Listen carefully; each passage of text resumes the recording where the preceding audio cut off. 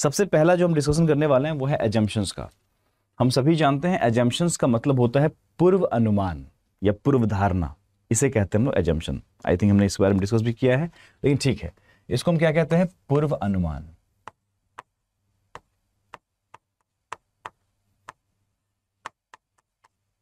ठीक है ना, पूर्वानुमान।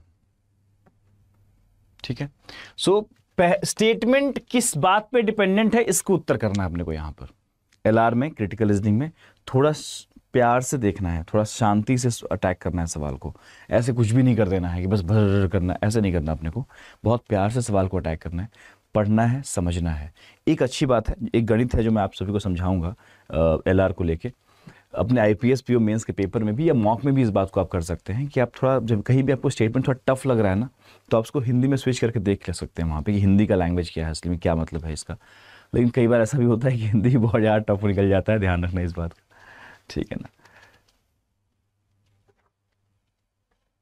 ठीक है। वाइट स्क्रीन से जोर पड़ रहा है, इसको ठीक कर लिया जाएगा। Monday onwards it is fine. मैं मंडे ऑनवर्ड्स कह चुका हूँ टीम को। एक्चुअली क्या है, चीज़ें ऑलरेडी कई बार हम पहले बन चुका होता सब कुछ। ठीक है, चलिए फर्स्ट क्वेश्चन आपके स्क्रीन पे। No more discussion about this. हमने एजम्पशंस के बारे में कई बार चर्चा कर रखा है। अब एजम्पशन के बारे में सिर्फ इतना बताऊंगा, पूर्व अनुमान, और एक लास्ट टिप दूंगा मैं आपको, स्टेटमेंट से पहले क्या घटना हुई है कि स्टेटमेंट ऐसा है। इस बात का जरूर ख्याल रखिएगा। इनफॉर्मल अप्रोच है इस चीज़ को ध्यान रखने का कि एजम्पशन क्या होता है, सवाल को कैसे डील करते हैं, लेकिन ये बहुत काम का अप्रोच है। क्या करना है, स्टेटमेंट, हमारे पास स्टेटमेंट पहले लिखा होता है हमेशा। हमारे पास स्टेटमेंट लिखा होगा, एजम्पशंस लिखा होगा 1 एंड एजम्पशन 2 लिखा हुआ है। इन दोनों ही एजम्पशंस, दोनों एजम्पशन मान दिया हुआ है, 4 एजम्पशन दिया हुआ है, 5 दिया हुआ है, व्हाटएवर। हमें देखना यह है कि इन एजम्पशंस में से किस एजम्पशन पे हमारा कथन निर्भर कर रहा है, या फिर कौन सी ऐसी बात है जो ये जो यहाँ पे जो घटनाएं बताई गई हैं, कौन सी ऐसी घटना है जो इससे पहले हुई हैं या हो सकती हुई होंगी, तब जाके ये ऐसा है। इस बात को बस ध्यान रखिएगा और कुछ नहीं। पहला सवाल ये रहा आपके स्क्रीन पे। पहला सवाल आई थिंक विजिबल तो है सभी को, ध्यान से देखिएगा।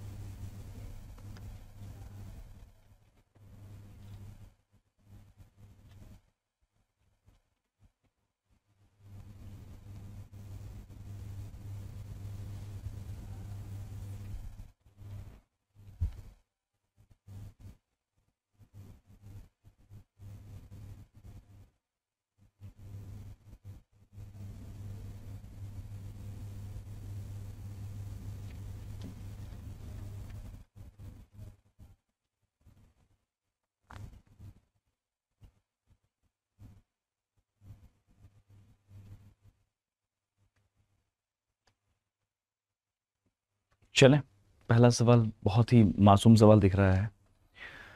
सवाल में कहा गया, the union cabinet approved the amendment of the direct tax विवाद, सॉरी वेव नहीं है, ऐसे वेव भी होता है लेकिन यहाँ पे विवाद की बात कर रहे हैं। The union cabinet approve the amendment of the direct tax विवाद से विश्वास बिल 2020। ठीक है, इसको इस अमेंडमेंट को अप्रूव किया गया है। किस अमेंडमेंट को भाई, तो डायरेक्ट टैक्स विवाद से विश्वास बिल 2020 को अप्रूव किया गया है। The bill 6 to provide resolution for disputed tax cases that involves rupees 9.32 lakh crore. What this bill seeks?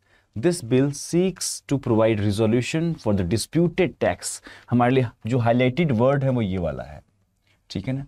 disputed tax cases को वो सॉल्यूशन के लिए उसको काम करेगा। ये हमारा अमेंडमेंट इसलिए किया गया है, ठीक है। एजम्पशन, ये अमेंडमेंट हमारा एक्शन है कि इस चीज को लेके, उससे पहले की कहानी क्या हो सकती है, ठीक है ना। तो पहला हमारे पास है, the amendment will widen the scope to cover litigation pending in various debt recovery tribunals and reduces litigation related to direct taxes.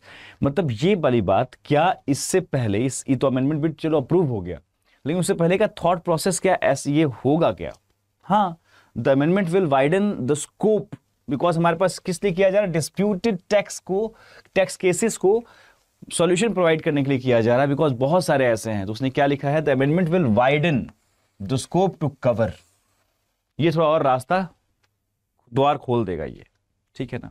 तो ऑफ कोर्स ये एजम्पशन हमारा बिल्कुल सही एजम्पशन है, कोई तकलीफ नहीं इस बात पे। सेकंड पढ़ लेते हैं एक बार यहाँ पे, ठीक है ना।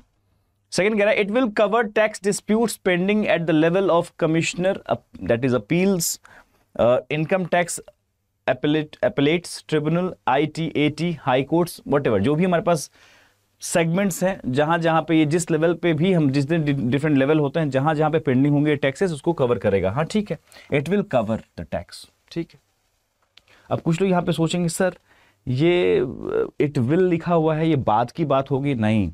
जैसे चर्चा जब बातें करते हैं कि यार ये कवर कर लेगा यार, है ना, हाँ ये चीज़ तो हमारे हर स्तर पे ये टैक्स डिस्प्यूट को रिजॉल्व करेगा, हमें लगता है। ये मीटिंग चल रही है इस अमेंडमेंट वाले डिस्कशन से पहले, जब ये अमेंडमेंट बिल बन रहा है उस वक्त, उससे पहले बातें चल रही हैं, हाँ ये कवर कर लेगा, ये थोड़ा सा स्कोप बढ़ा देगा इस चीज़ का, तो इसको लेके आते हैं। This discussion is actually no, this bill is actually dependent upon this thing, इससे पहले ही बातें हुई होंगी। Both true, option number E is the correct answer for the question, ठीक है। So first question was not that tough, बहुत ही नॉर्मल लैंग्वेज था, आराम से पकड़ सकते हैं आप लोग, कोई बहुत तकलीफ नहीं है। मैंने पहले ही कहा कि आज का स्तर बहुत टफ नहीं रखा गया है, ठीक है ना। आगे बढ़ते हैं, क्वेश्चन नंबर सेकंड आपके पास ये रहा, ध्यान से।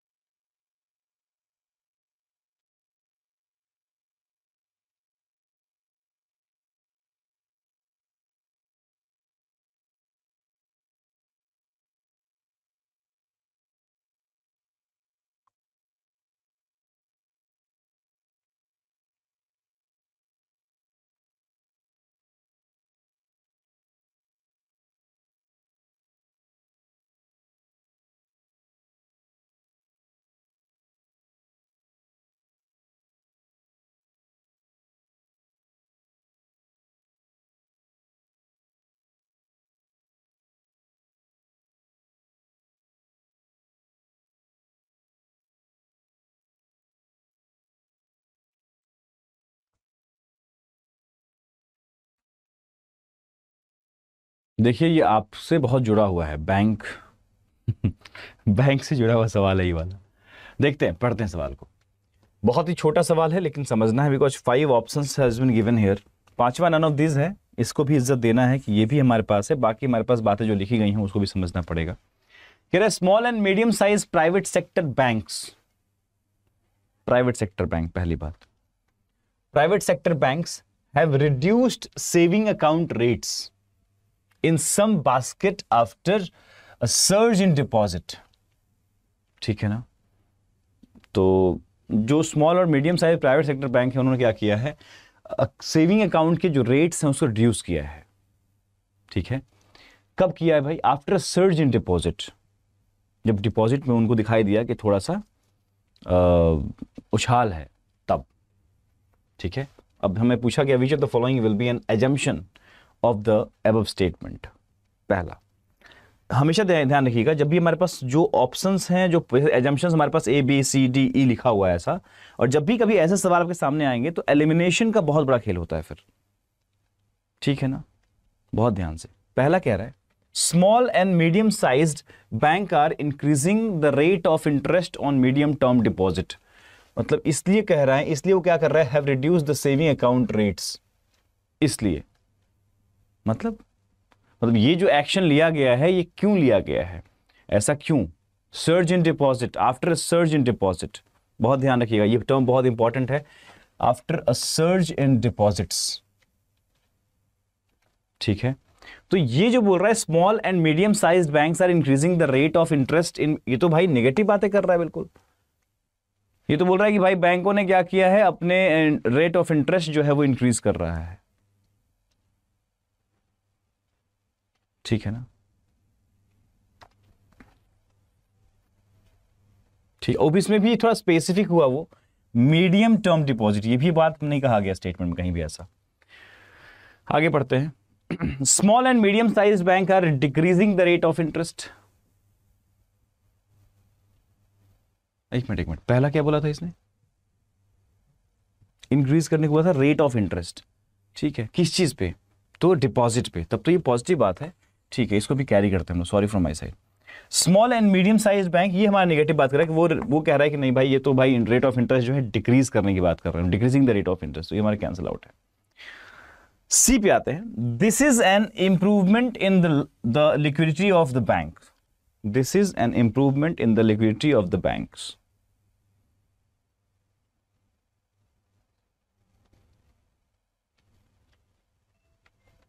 This point is important.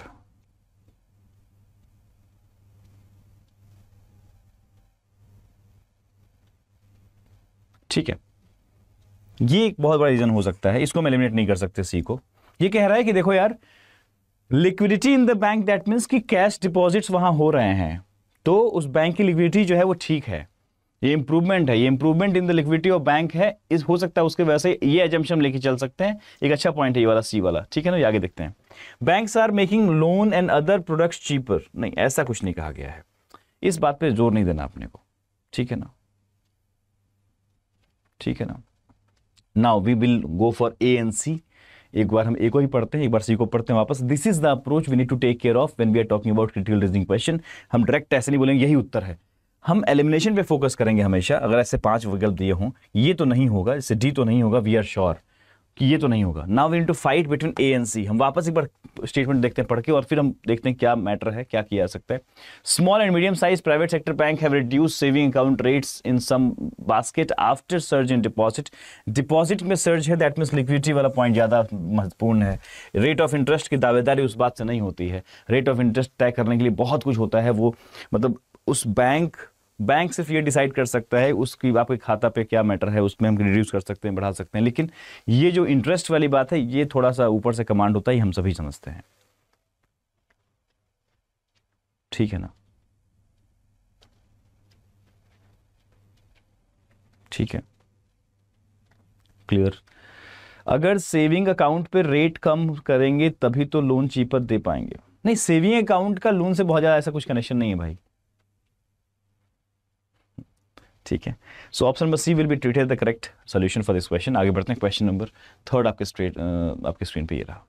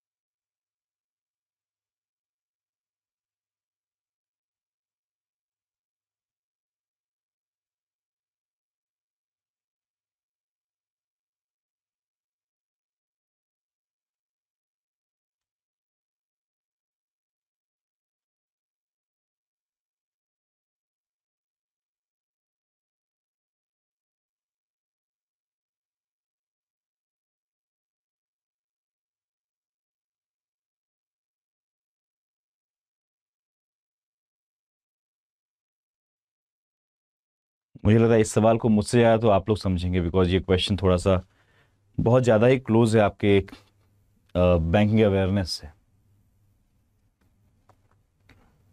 थोड़ा बहुत तो मैं भी समझूंगा, ऐसा नहीं है। ठीक है ना, चलें। सवाल में कह रहा है, स्टेटमेंट में कह रहा है कि reserve bank of India has widened the scope of its banking ombudsman platform for addressing mis-sale of third-party products and customers' grievances on and mobile banking and electronic banking issues, recognizing customers' plight in dealing with such troubles. Which of the following could be assumed from the given statement? ठीक है, मतलब reserve bank of India ने कुल मिला के customers को, जो customer हैं वो जो समस्याएं परेशानी का सामना कर रहे हैं आजकल इस चीज़ों में, like mis sell of third party products को लेके, उसके लिए अपने कस्टमर्स ग्रेवेंस सेल को ओपन किया है और उसमें on mobile banking electronic banking issues, recognising the customers plight in dealing with this troubles, with such troubles. ठीक है ना, तो उसमें थोड़ा सा उन्होंने कुछ स्टेप्स लिया है, उसको कुछ और भी स्टेप लिया कि उसको ठीक किया जाए, ऐसा किया जाए उस चीज़ पे। ठीक है ना, ये हमारा कथन है। हमेशा समझिए कथन को ना, एक एक शब्द नहीं समझना, मतलब एटलीस्ट समझ जाइए क्या मैटर क्या है वहां पे कथन का, उसने समझ लिया। ठीक है, आगे बढ़ते हैं। Now we need to find out, multiple option हो सकते हैं, ऐसे सवाल थोड़े घातक होते हैं बिकॉज यहाँ पे ओनली सेकंड है, ओनली थर्ड एंड फर्स्ट है, ओनली फर्स्ट है, ओनली 3 है। तो we need to take care of कि हमारे पास एलिमिनेशन वाला पॉइंट फिर से ध्यान रखिएगा, कौन सा बिल्कुल नहीं हुआ, कौन सा हो सकता है, किसके चांसेस हैं। पहला, under the amended ombudsman scheme, a customer would also be able to lodge a complaint against the bank for its non-adherence to RBI instructions with regard to mobile banking and electronic banking services, which are important means of digital banking. Point accepted लग रहा है, ठीक है, point लग रहा है पहला वाला। अगर रिजर्व बैंक ऑफ इंडिया, हम सभी जानते हैं बैंकों का bank reserve bank of India, उसने अगर कोई बैंकिंग ओमेंट्समेंट प्लेटफॉर्म एड्रेस किया है, मतलब लेके आ रहा है for addressing the third party products, तो वो थर्ड पार्टी प्रोडक्ट्स कुछ भी होंगे। अगर मान लो कोई बैंक भी है तो सब तो, चाहे वो पब्लिक हो प्राइवेट हो, सब तो आरबीआई के भाई अधीन ही है। कोई भी कुछ गलत गड़बड़ कर रहा है, छोटे मोटे फाइनेंस कंपनीज हैं, कुछ भी कोई कर रहा है, तो उसके बारे में ऑफकोर्स यहाँ जा सकते हैं हम लोग, बिकॉज उनका ग्रेवेंस सेल जो है वो इसीलिए है। तो पहला पॉइंट तो एक्सेप्टेबल लग रहा है, लेकिन एक के साथ हमारे पास 3 भी दे रहा है। तो अगर फर्स्ट पे हम इतना श्योर है तो थर्ड को पढ़ लेते हैं एक बार ध्यान से पहले। The deficiencies arising out of the sale of insurance, mutual fund, other party investment product will be increased. Increased ऐसा नहीं बोल सकते हैं कि इंक्रीज ही हो जाएगा, और मेन मोटो है, चलो ठीक है ये भी हम मान लेते हैं कि चलो इंक्रीज हो जाएगा इससे, बिकॉज पॉइंट ठीक ठाक दिख रहा है ये वाला भी, deficiencies arising out of sale of ये। लेकिन मसला क्या है कि आरबीआई ने ऐसा इस स्टेटमेंट में ऐसा कुछ बिल्कुल पुख्ता नहीं कहा गया इस पॉइंट को। ठीक है ना, कि इनके जो sale of insurance and mutual fund और third party investment products will be increased, ऐसा श्योरली तो नहीं कह सकते हम लोग। मतलब ये हमारा मोटो नहीं है असली में कि चलो यही बढ़ा दिया जाए। वैसे भी ये मतलब मेन हमारा बैंकिंग का काम असली में सेविंग को सही रखना, सेविंग अकाउंट सही रखना। ऑफ कोर्स वहाँ पे भी हम बहुत सारे सेगमेंट्स होते हैं हमारे बैंक के एप्लीकेशंस में, और उनके नेट बैंकिंग में आप जाके देखें वेबसाइट में बहुत सारी सुविधाएं होती हैं, नो डाउट। लेकिन उसने कहीं भी स्टेटमेंट में इस पॉइंट को नहीं बोला है कि इंश्योरेंस या फिर म्यूचुअल फंड या फिर other third party investment product के बारे में कुछ भी नहीं बताया गया है। ठीक है, क्लियर है। That means I don't think this will be acceptable point for all of us. पहला तो ठीक दिख रहा है, बहुत ही क्लियर कट बताया गया। सेकंड पढ़ लेते हैं एक बार, लेकिन सेकंड पढ़ने की आवश्यकता है नहीं हमारे पास, तो will go with the first one. अगर फर्स्ट पे जाएंगे हम लोग, फर्स्ट हमारे लिए जो अगर है वो एक बढ़िया सा अजम्पशन दिख रहा है अगर, तो हम ऑप्शन नंबर डी की तरफ जाएंगे। Option number D is the correct answer for the question. कुछ भी और लेके जाने की आवश्यकता नहीं है। ठीक है ना,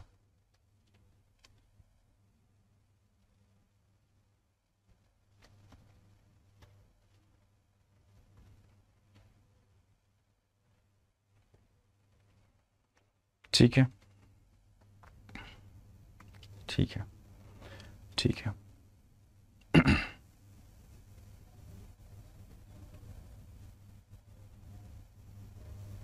अच्छा, यहां पे भी, इस वाले में भी अगर यहां पे बोला गया होता, इस जगह बोला गया होता डिक्रीज्ड, विल बी डिक्रीज्ड। तो मुझे लगता है कि फिर भी ये हम एक्सेप्ट कर सकते थे अगर यहाँ पे डिक्रीज्ड होता। इसने बोला the deficiencies arising out of sale of insurance. एक तो खैर मतलब इनके बारे में कुछ खास नहीं बताया गया, लेकिन फिर भी हम इनको हम ले सकते, इसको लेके चल सकते हैं पॉइंट्स को। The deficiencies arising out of the sale of insurance will be increased. Deficiency जो हो रही थी, उनमें कमी जो हो रही थी वो बढ़ जाएगी, है ना। ठीक है, एक्सेप्टेबल पॉइंट नहीं है थर्ड वाला, वैसे हमारे पास पहला सही है, कोई दिक्कत नहीं है। ठीक है, आगे बढ़ते हैं। सेकंड सेगमेंट जो हम डिस्कस करने वाले हैं, ठीक है, हमने इस पे इसलिए जोर नहीं दिया था बिकॉज कुछ खास जरूरत नहीं है उसकी जोर देने की। ठीक है, ये थर्ड सेगमेंट जो हम डिस्कस करने वाले हैं, second segment, that is conclusion के क्वेश्चन होंगे। इस बार हम लोग statement and conclusion based question discuss करेंगे। कंक्लूजन का मतलब होता है निष्कर्ष, मतलब बहुत से बच्चे कंफ्यूज होते हैं कंक्लूजन में और इन्फेरेंस में। What is the meaning of conclusion and what is the meaning of inference. Conclusion का मतलब है निष्कर्ष, मतलब कि हम अपने गिवन स्टेटमेंट के अंतर्गत वाली बातों के बारे में बात कर रहे हैं। इन्फेरेंस का मतलब है क्या हो सकता है फ्यूचर में। दोनों में अंतर यही है, बस सिंपल अंतर है। क्या अंतर है? Inference talks about the things which will happen in the near future, at least in future. But निष्कर्ष मतलब विद इन द स्टेटमेंट से कनेक्शन बहुत क्लोज होना चाहिए इसका, और स्टेटमेंट के अंदर की बात हो रही हो वो। ध्यान देते हैं इस बात पे। आगे बढ़ते हैं सर। क्वेश्चन नंबर 4 आपके स्क्रीन पे ये रहा। We have 2 set of statements and then हमारे पास नीचे में 2 सेट ऑफ कंक्लूजन दिया हुआ है। ध्यान से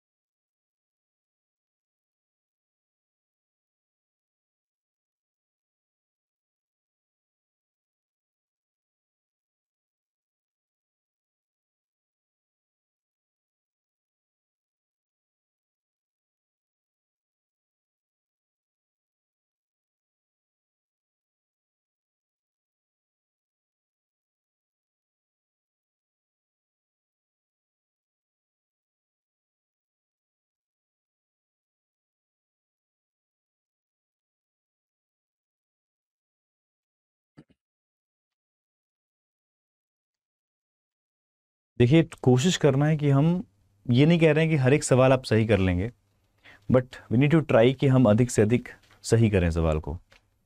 ठीक है ना, हम एटलीस्ट अप्रोच कर रहे हैं सवाल को। ठीक है, हम निष्कर्ष पे काम कर रहे हैं। दिस सेगमेंट जो हम 3 सवाल करने वाले हैं, पहला 3 सवाल बैंकिंग से बहुत जुड़ा हुआ था, लेकिन अब के सवाल हमारे पास जनरल किसी भी टॉपिक में मिल सकते हैं, क्योंकि वैसे पूरा लॉजिकल रीजनिंग ही इस बात का है, पर्याय है कि इसमें आपको कुछ भी टॉपिक दिख सकता है। Statement can be based on anything. ठीक है ना, क्लियर?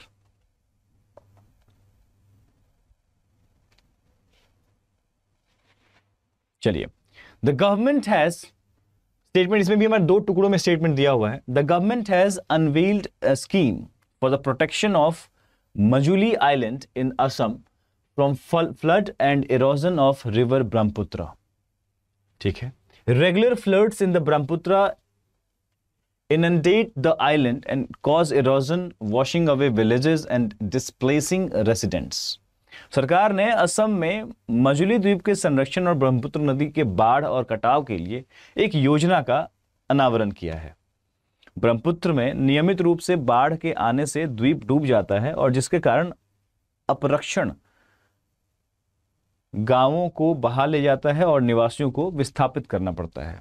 तो ऑफ कोर्स मतलब ये बहुत खतरनाक स्टेटमेंट तो नहीं है आपके लिए, बहुत ही इजी स्टेटमेंट है, बहुत ही जुड़ा हुआ है आपसे। आपके नॉर्मल लाइफ में आप सुनते हैं, पढ़ते हैं इस तरह के स्टेटमेंट्स को अखबारों में, कहीं ना कहीं हिंदी में चाहे अंग्रेजी में पढ़ रहे होते हैं, जानते हैं आप इस चीज़ से। एलआर में होता क्या है कि कई बार हम स्टेटमेंट को नहीं समझ पाते हैं कि असली में वो कहना क्या चाह रहा है। बस यहाँ पे कहानी बहुत सिंपल है, आगे बढ़ते हैं। निष्कर्ष पूछा गया आपसे। निष्कर्ष का मतलब होता है उसमें लाई होना चाहिए वो चीज़। पहला, the government has made several efforts to control erosion by raising the embankments and installing geobags and porcupines। ये निष्कर्ष है। कोई तालमेल है इस बात का? कोई भी तालमेल लग रहा है आपको कि नहीं नहीं बहुत बहुत बढ़िया बात बोला है इसने? इस बात का निष्कर्ष ये कैसे हो सकता है गवर्नमेंट ने ऐसा ऐसा किया है? अभी तो गवर्नमेंट ने स्कीम का अनावरण किया है, अभी भी किया ही है वो, लेकिन government has made several efforts to control erosions, ऐसा नहीं है। इसका निष्कर्ष ये नहीं है। अभी तो स्टेटमेंट हमारा हो सकता है पहले किया भी हो, हमें नहीं पता, जो भी हो रहा हो रियल लाइफ में, मतलब हुआ भी हो सच में, लेकिन हमें कथन में जो दिख रहा है इसके आधार पर हमें दिख रहा है कि अभी स्कीम तो लॉन्च हुआ है। दैट मीन्स ऐसा कुछ नहीं बोल सकते हम लोग। Second, what ever efforts the Brahmaputra board has made in Manjuli, those have led to more erosion instead of controlling it। ये तो फिर निष्कर्ष इस बात पे नहीं, ये निष्कर्ष फिर से नहीं होता। ये हो गया भैया आरोप प्रत्यारोप खेल रहे हैं आप लोग। ये कह रहा है कि जो भी एफर्ट्स उठाए गए थे ब्रह्मपुत्र बोर्ड के तरफ से मछली आइलैंड के लिए, वो सब और बर्बादी किया, उनको अच्छा नहीं किया, कंट्रोल नहीं किया, भाई बर्बाद कर दिया उसको। तो ऐसा तो बिल्कुल नहीं है कि हम ये निष्कर्ष निकालेंगे। इसमें तो एक पॉजिटिव आउटपुट बताया गया, एक पॉजिटिव बात किया गया है, ठीक है ना। ये सिर्फ एक पॉजिटिव बात कर रहा है कि गवर्नमेंट ने एक स्कीम लेके आया है गवर्नमेंट, उसके लिए भाई प्रोटेक्शन ऑफ मजुली आइलैंड के लिए। अब फिर उसके बारे में विस्तार में बताया गया कि मजुली आइलैंड में क्या क्या समस्याएं हैं। तो फ्लड हो जाता है वहाँ, इरोजन है, कौन उसमें है, भाई ब्रह्मपुत्र रिवर से परेशानी हो रही है उन लोगों को, वहाँ के लोगों को दिक्कत हो रही है, वो पूरा गाँव जो है में पानी भर जा रहा है, पूरा गाँव ही साफ हो जा रहा है। तो समस्याएं ज़्यादा बताई गई हैं। निष्कर्ष के तौर पे हम इसका ये नहीं बता सकते कि ऐसा हुआ था वैसा हुआ था, तो निष्कर्ष नहीं है यहाँ पे कोई भी, दोनों में से कोई भी निष्कर्ष नहीं है। कैंसिल आउट करना पड़ेगा। Neither nor is the correct answer for the question. Option number D is the correct answer for the question. Neither conclusion 1 nor conclusion 2 follows. ठीक है ना? ठीक है। यहाँ पे सबसे खतरनाक मुझे जो शब्द लगा था, बता रहा हूँ कौन सा शब्द था।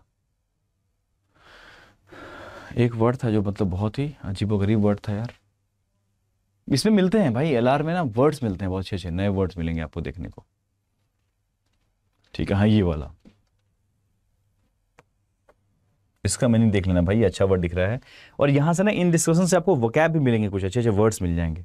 ये वाला वर्ड उठा के इसको रख लो, लिख लो कहीं पे, ये वर्ड काम आएगा आपको, मतलब कहीं भी काम आ सकता है, क्योंकि टॉपिक भी ऐसा है कि आपको आरसीज में, मतलब इस एलआर पढ़ रहे हैं मतलब आप आरसी की भी प्रैक्टिस चल रही है आपकी।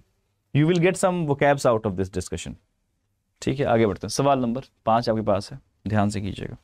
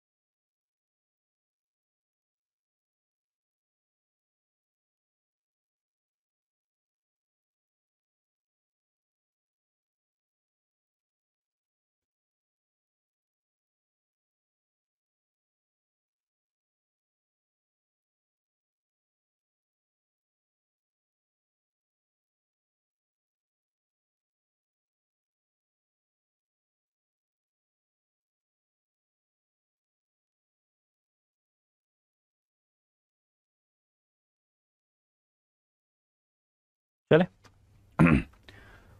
स्टेटमेंट हमारे पास दो बातें कही गई हैं, दो सेट ऑफ स्टेटमेंट हमारे पास है. Despite the fact that lack of power in schools is taken note by the parliamentary standing committee which operates its own schemes and sponsors several school education programs, India has not yet electrified a significant number of government schools. Second कह रहा है, according to data, only 56.45% of government schools had electricity and 56.98% as playground, while almost 40% lacked a boundary wall. Nice. और यहाँ ये सब एक बात समझिएगा, वैसे तो स्टेटमेंट के तहत बातें लिखी हुई है, ठीक है, यहाँ पे लेकिन अमूमन आप देखेंगे, अमूमन क्या मतलब यही होता है, स्टेटमेंट जो यहाँ होता है ना, ये आपके अखबारों से ही उठाए जाते हैं कथनों को, आपके मैगजीन्स जो होते हैं, मतलब ऐसे हम ये नहीं बोलेंगे कि तो सही मान लेना, लेकिन स्टेटमेंट में जो बातें कही जाती हैं ना कहीं वो रियल लाइफ में भी सही होती हैं, यहाँ पे जो स्टेटमेंट होते हैं. लेकिन हाँ, हमें ऐसा नहीं करना है कि हमने LR के क्वेश्चन में किया था इसलिए वो बात सही है, कि लड़ मत जाना, ठीक है. मतलब उसको क्रिएट भी किया, थोड़ा बहुत ऊपर नीचे भी किया जा सकता है, इसलिए लेकिन फिर भी बता रहा हूँ मैं, ऐसा नहीं पढ़ रहे हैं जो गलत ही पढ़ रहे होंगे आप लोग, हो सकता है ये सच्ची घटना बिल्कुल यही है, सच्चाई अपने एग्जैक्टली परसेंटेज का डेटा भी सेम हो सकता है, ठीक है, ठीक है ना. चलिए फर्स्ट कह रहा है, सॉरी एक बार हिंदी पढ़े थे. इस तथ्य के बावजूद कि संसदीय स्थायी समिति द्वारा स्कूल में बिजली की कमी पर ध्यान दिया जाता है, संसदीय स्थायी समिति द्वारा स्कूलों की बिजली पर की कमी पर ध्यान दिया जाता है, जो कि अपनी योजनाओं को संचालित करता है और कई स्कूल शिक्षा कार्यक्रमों को प्रायोजित करता है. भारत ने अभी तक, मतलब ये सीधा उंगली किस पे उठ रहा है, पार्लियामेंट्री स्टैंडिंग कमेटी पे उंगली उठ गया है. भाई साहब आप ही लोग तो देख रहे हैं, उसके बावजूद ये हालत है, मतलब ये समझिए पूरा कहानी है. देखिए इतने इतने परसेंट ऐसे स्कूल ऐसे, ठीक है. निष्कर्ष, the tardy progress on such important facilities in spite of the projects having been sanctioned shows the low priority that school education is being accorded. Nice. ये निष्कर्ष निकालना हमारे उसमें हक में है. टार्डी का मतलब क्या होता है, इसका मतलब हो जाएगा धीमा, धीमा, इसको भी अच्छा ही वर्ड है. The tardy progress on such important facilities, because of course government school को इलेक्ट्रिसिटी मिलना ढंग से, प्लेग्राउंड मिलना, बाउंड्री वॉल होना, ये तो प्रायोरिटी होना चाहिए किसी भी कंट्री के लिए. वो कह रहा भाई ये तो इस बात से झलक रहा है साफ साफ. तो tardy progress on such important facilities in spite of the projects having less sanctioned shows the low priority of that school education is being accorded. School education को जितना प्रायोरिटी मिलना चाहिए उतना नहीं मिल रहा है, इस बात से दिख रहा है जो आप फैसिलिटीज प्रोवाइड कर रहे हो, या जितना पैसा फंड मिलना चाहिए नहीं मिल रहा है. पहला is a very good conclusion, यहाँ पे निष्कर्ष हम निकाल सकते हैं बहुत आराम से, कोई दिक्कत नहीं है.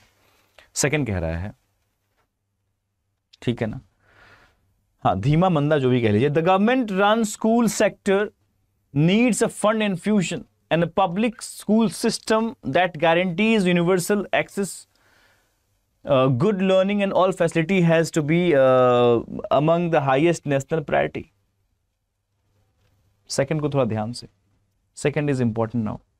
The government run school sector needs a fund infusion and public, हाँ उन्होंने कहा था ना, lack of power in school operates school sponsors, हाँ, and sponsors several school education program. India is not electrified, ठीक है. The government-run school sector needs fund infusion and public school system that guarantees universal access and good learning, all facility, and all facility has to be among the highest national priority. All facilities. ये point ठीक है, हम second को भी accept कर सकते हैं, कोई दिक्कत नहीं है, ठीक है ना. So priority word should be there, दोनों ही जगह पे हमारा इस्तेमाल किया गया है.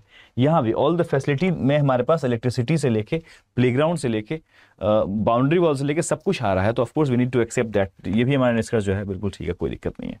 So will have to accept this both, दोनों की आवश्यकता है, दोनों हमारा सही निष्कर्ष है कि आप लोग ध्यान नहीं दे रहे हैं. भाई हमें स्कूल पे ध्यान देना चाहिए, सिंपल. समस्या है ये है कि आप ध्यान नहीं दे रहे हैं, आप फंड नहीं दे रहे हैं, आप खर्च नहीं कर रहे हैं, खर्च करना पड़ेगा. सही है, दोनों निष्कर्ष सही है. Option number E is the correct answer. बढ़िया सवाल था यार, ठीक है, बढ़िया सवाल था. सवाल नंबर 6 आपके पास है, ध्यान से पढ़िए प्लीज.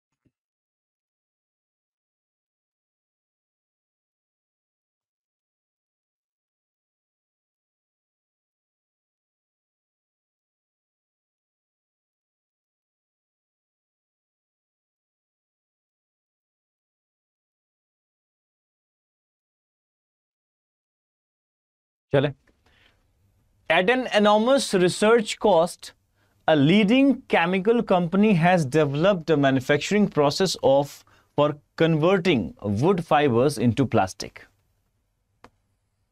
ठीक है, एक बहुत ही enormous research cost पे. According to the company, this new plastic can be used for, among other things, the hulls of small sailboats. But what does the company think sailboat hulls used to be made of? Surely the manure for high technology can scarcely go further than this. एक भारी शोध लागत पर एक प्रमुख रासायनिक company ने लकड़ी के तंतुओं को प्लास्टिक में बदलने के लिए एक विनिर्माण की प्रक्रिया विकसित की है.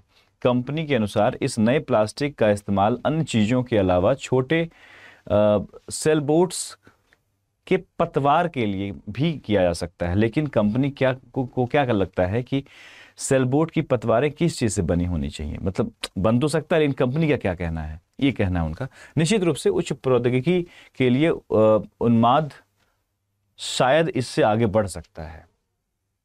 ठीक है, सवाल का डिमांड क्या है इसमें? Demand is that which the following statement if true would most seriously weaken. देखिए, एक होता है weaken, most seriously weaken, that means कि भाई इससे तो भैया बर्बादी हो जाएगा टाइप से ढूंढना पड़ेगा पॉइंट अपने को. ये इसके विरुद्ध में बात कर रहा हूं बिल्कुल. स्ट्रेंथन, वीकन क्वेश्चन भाई बहुत कॉमन क्वेश्चन है. इस कथन के विरुद्ध में, और विरुद्ध नहीं, बहुत ज्यादा विरुद्ध में कौन सी बात हो रही है? मोस्ट सीरियसली वीकन, मतलब विरुद्ध इन द सेंस कमजोर कर दे रहा है उसके. होता है ना पक्ष विपक्ष, समझिए यहाँ पे विपक्ष पे बात करना हो, उसमें भी बहुत कठोर विपक्षता चाहिए वहां पे, बिल्कुल बहुत भी कठोर. The plastic produced by the process is considerably lighter, stronger and more water lighted than wood. The plastic produced by the process is considerably lighter, stronger and more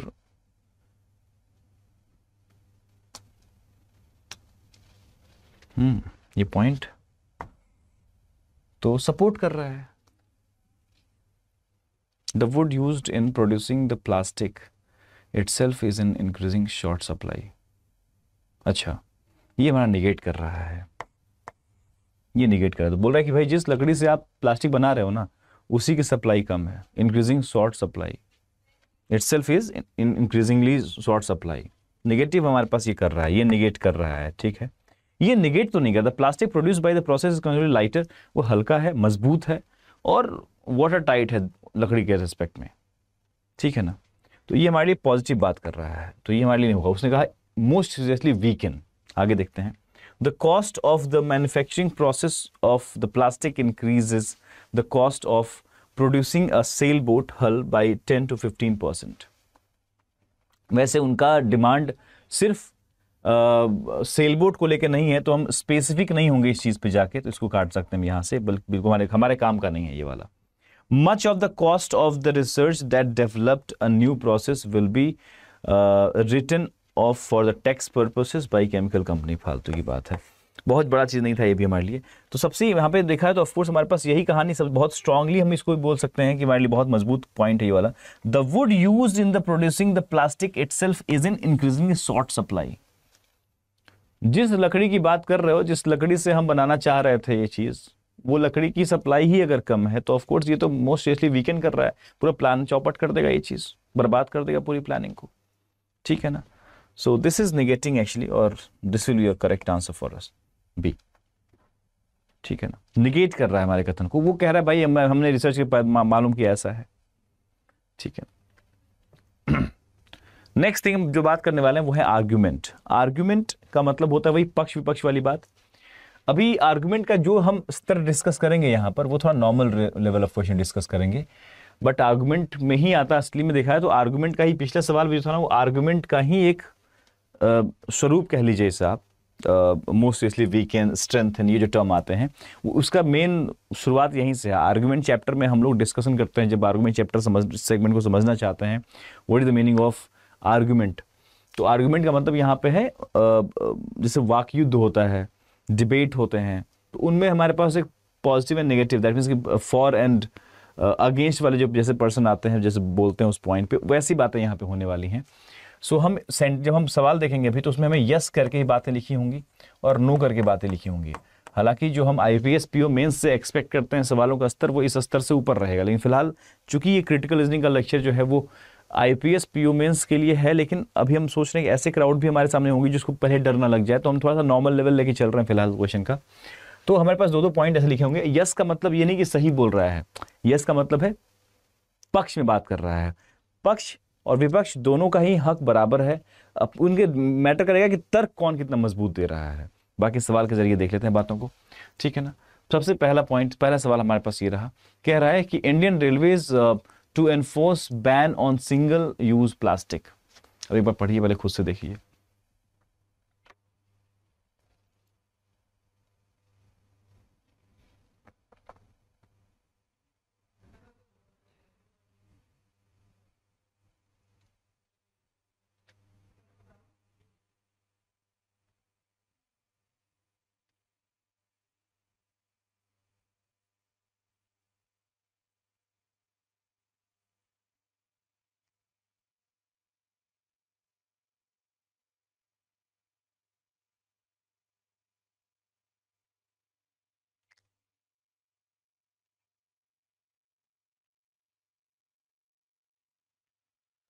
चले, और अमूमन आप देखेंगे कि आर्गुमेंट टॉपिक जो होता है, उसके जो कथन होते हैं वो इश्यूज को कैरी करते हैं। वो इश्यूज जो जनता के लिए, मतलब भारी क्राउड के लिए है, वो एक ऐसी समस्या जो भारी क्राउड पे असर डालती है और उसका निवारण नहीं हो पा रहा है।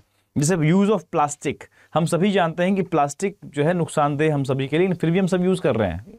Everyone is using because of कि उसको बैन नहीं किया जा सकता 100%, पता नहीं जो भी है, लेकिन नहीं हो पा रहा है वो चीज़। तो ये ऐसी समस्या है जो इसका निवारण हो ही नहीं पा रहा है। उस पर सिर्फ विवाद कर सकते हैं, बाकी युद्ध कर सकते हैं, बहस कर सकते हैं, डिबेट कर सकते हैं। So that type of topic you will find as a statement in this topic of argument, जो आर्गुमेंट की वैरायटी के क्वेश्चन होंगे। Indian Railways to enforce ban on single-use plastic. Which of the following will be an argument of the above statement? पहला point. It is the beginning of major control of plastic pollution. कह रहा है कि हाँ, ये major beginning हो सकता है भैया प्लास्टिक के पोल्यूशन को कंट्रोल में लाने के लिए, ठीक है। हम इसे एक स्ट्रॉन्ग आर्गुमेंट के तौर पे ट्रीट करेंगे, ठीक है ना। People who are using trains for travel through the plastic in the stations and traveling ways.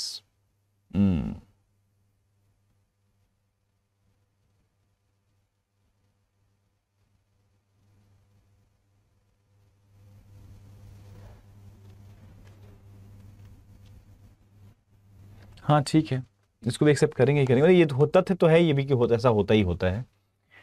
To enforce the ban on single use plastic, इसने ना बहुत ही प्लेन वो दिया है पॉइंट्स भाई, हमें यस नो तर्क नहीं दे रहा, ये ना ही क्वेश्चन रेज किया है, एक स्टेटमेंट रेज किया है। नॉर्मली क्या होता है इसमें, क्वेश्चन रेज होता है आपके आर्गुमेंट में, कि सवाल जो स्टेटमेंट होगा that will be a question mark and then after yes no करके पॉइंट्स आपके सामने आएंगे। लेकिन इन्होंने बहुत ही प्लेन वे में पॉइंट रखा है कि भाई मैं बैन कर रहा हूं, अब बताओ क्या क्या आर्गुमेंट उसमें सही है। तो हाँ भाई, बिगनिंग है, ये बहुत अच्छी बात है। पीपल ऑफ कोर्स फेंकते हैं ट्रेन से, आप बिल्कुल सही कर रहे हैं, both true, option number E is the correct answer, ठीक है ना। तो ये सवाल तो काफी इजी था, बहुत ही नॉर्मल सवाल था। इसको देख लीजिए एक बार, क्या है, Saudi Arabia allows women to travel abroad without permission from the male graduate, ठीक है।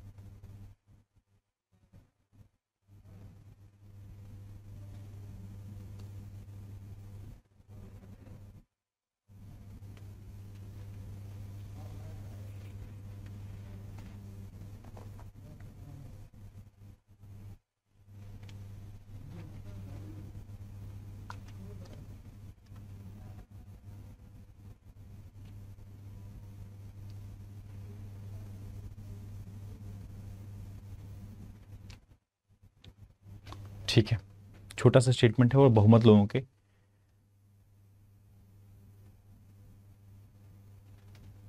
आंसर मुझे ठीक ठाक दिख रहे हैं। Saudi Arabia allows a woman to travel abroad without permission from male guardian. ठीक है, which the following will be an argument of their statement? पहला, the government decided to escape the woman from alleged guardianship. हाँ ठीक है, सरकार ने कथित संरक्षणता से महिलाओं को बचाने का फैसला किया है। ठीक है, second, it makes some abuse between the relationships between women and their guardian. यह महिलाओं और उनके भागों के बीच की समझ को नहीं, ऐसा कुछ नहीं है, निगेट नहीं करेगा कुछ भी है इसमें, ऐसा कुछ उसका मेन मोटो, गवर्नमेंट का मोटो है ही नहीं ये वाला, ये गवर्नमेंट का मोटो है ही नहीं। ठीक है ना, ठीक है, आगे बढ़ते हैं। क्वेश्चन नंबर 9, आर्गुमेंट के क्वेश्चन अगर सिंपल रखे जाए तो बहुत इजी है, अगर कथन भी छोटे होते हैं इनके।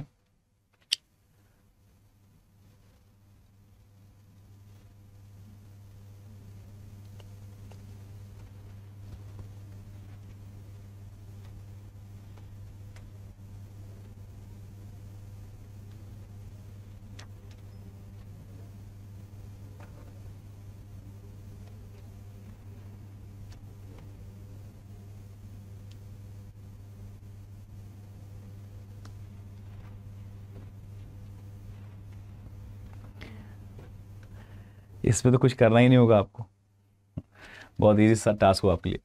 Should India encourage girl education? पहला कह रहा है yes, the girl education is important and it must be encouraged for the proper development of our country. बिल्कुल सही बात है, क्योंकि सिर्फ एक, ऑफ कोर्स गर्ल्स को उतना ही काम उस तरह से ही वो पार्टिसिपेट कर सकती हैं, तो वही पहला तो बिल्कुल सही है, सही लॉजिक भी दिया गया है, सब ठीक है। कह रहा नहीं इंकरेज करना चाहिए। India must encourage more important thing like creating new weapons.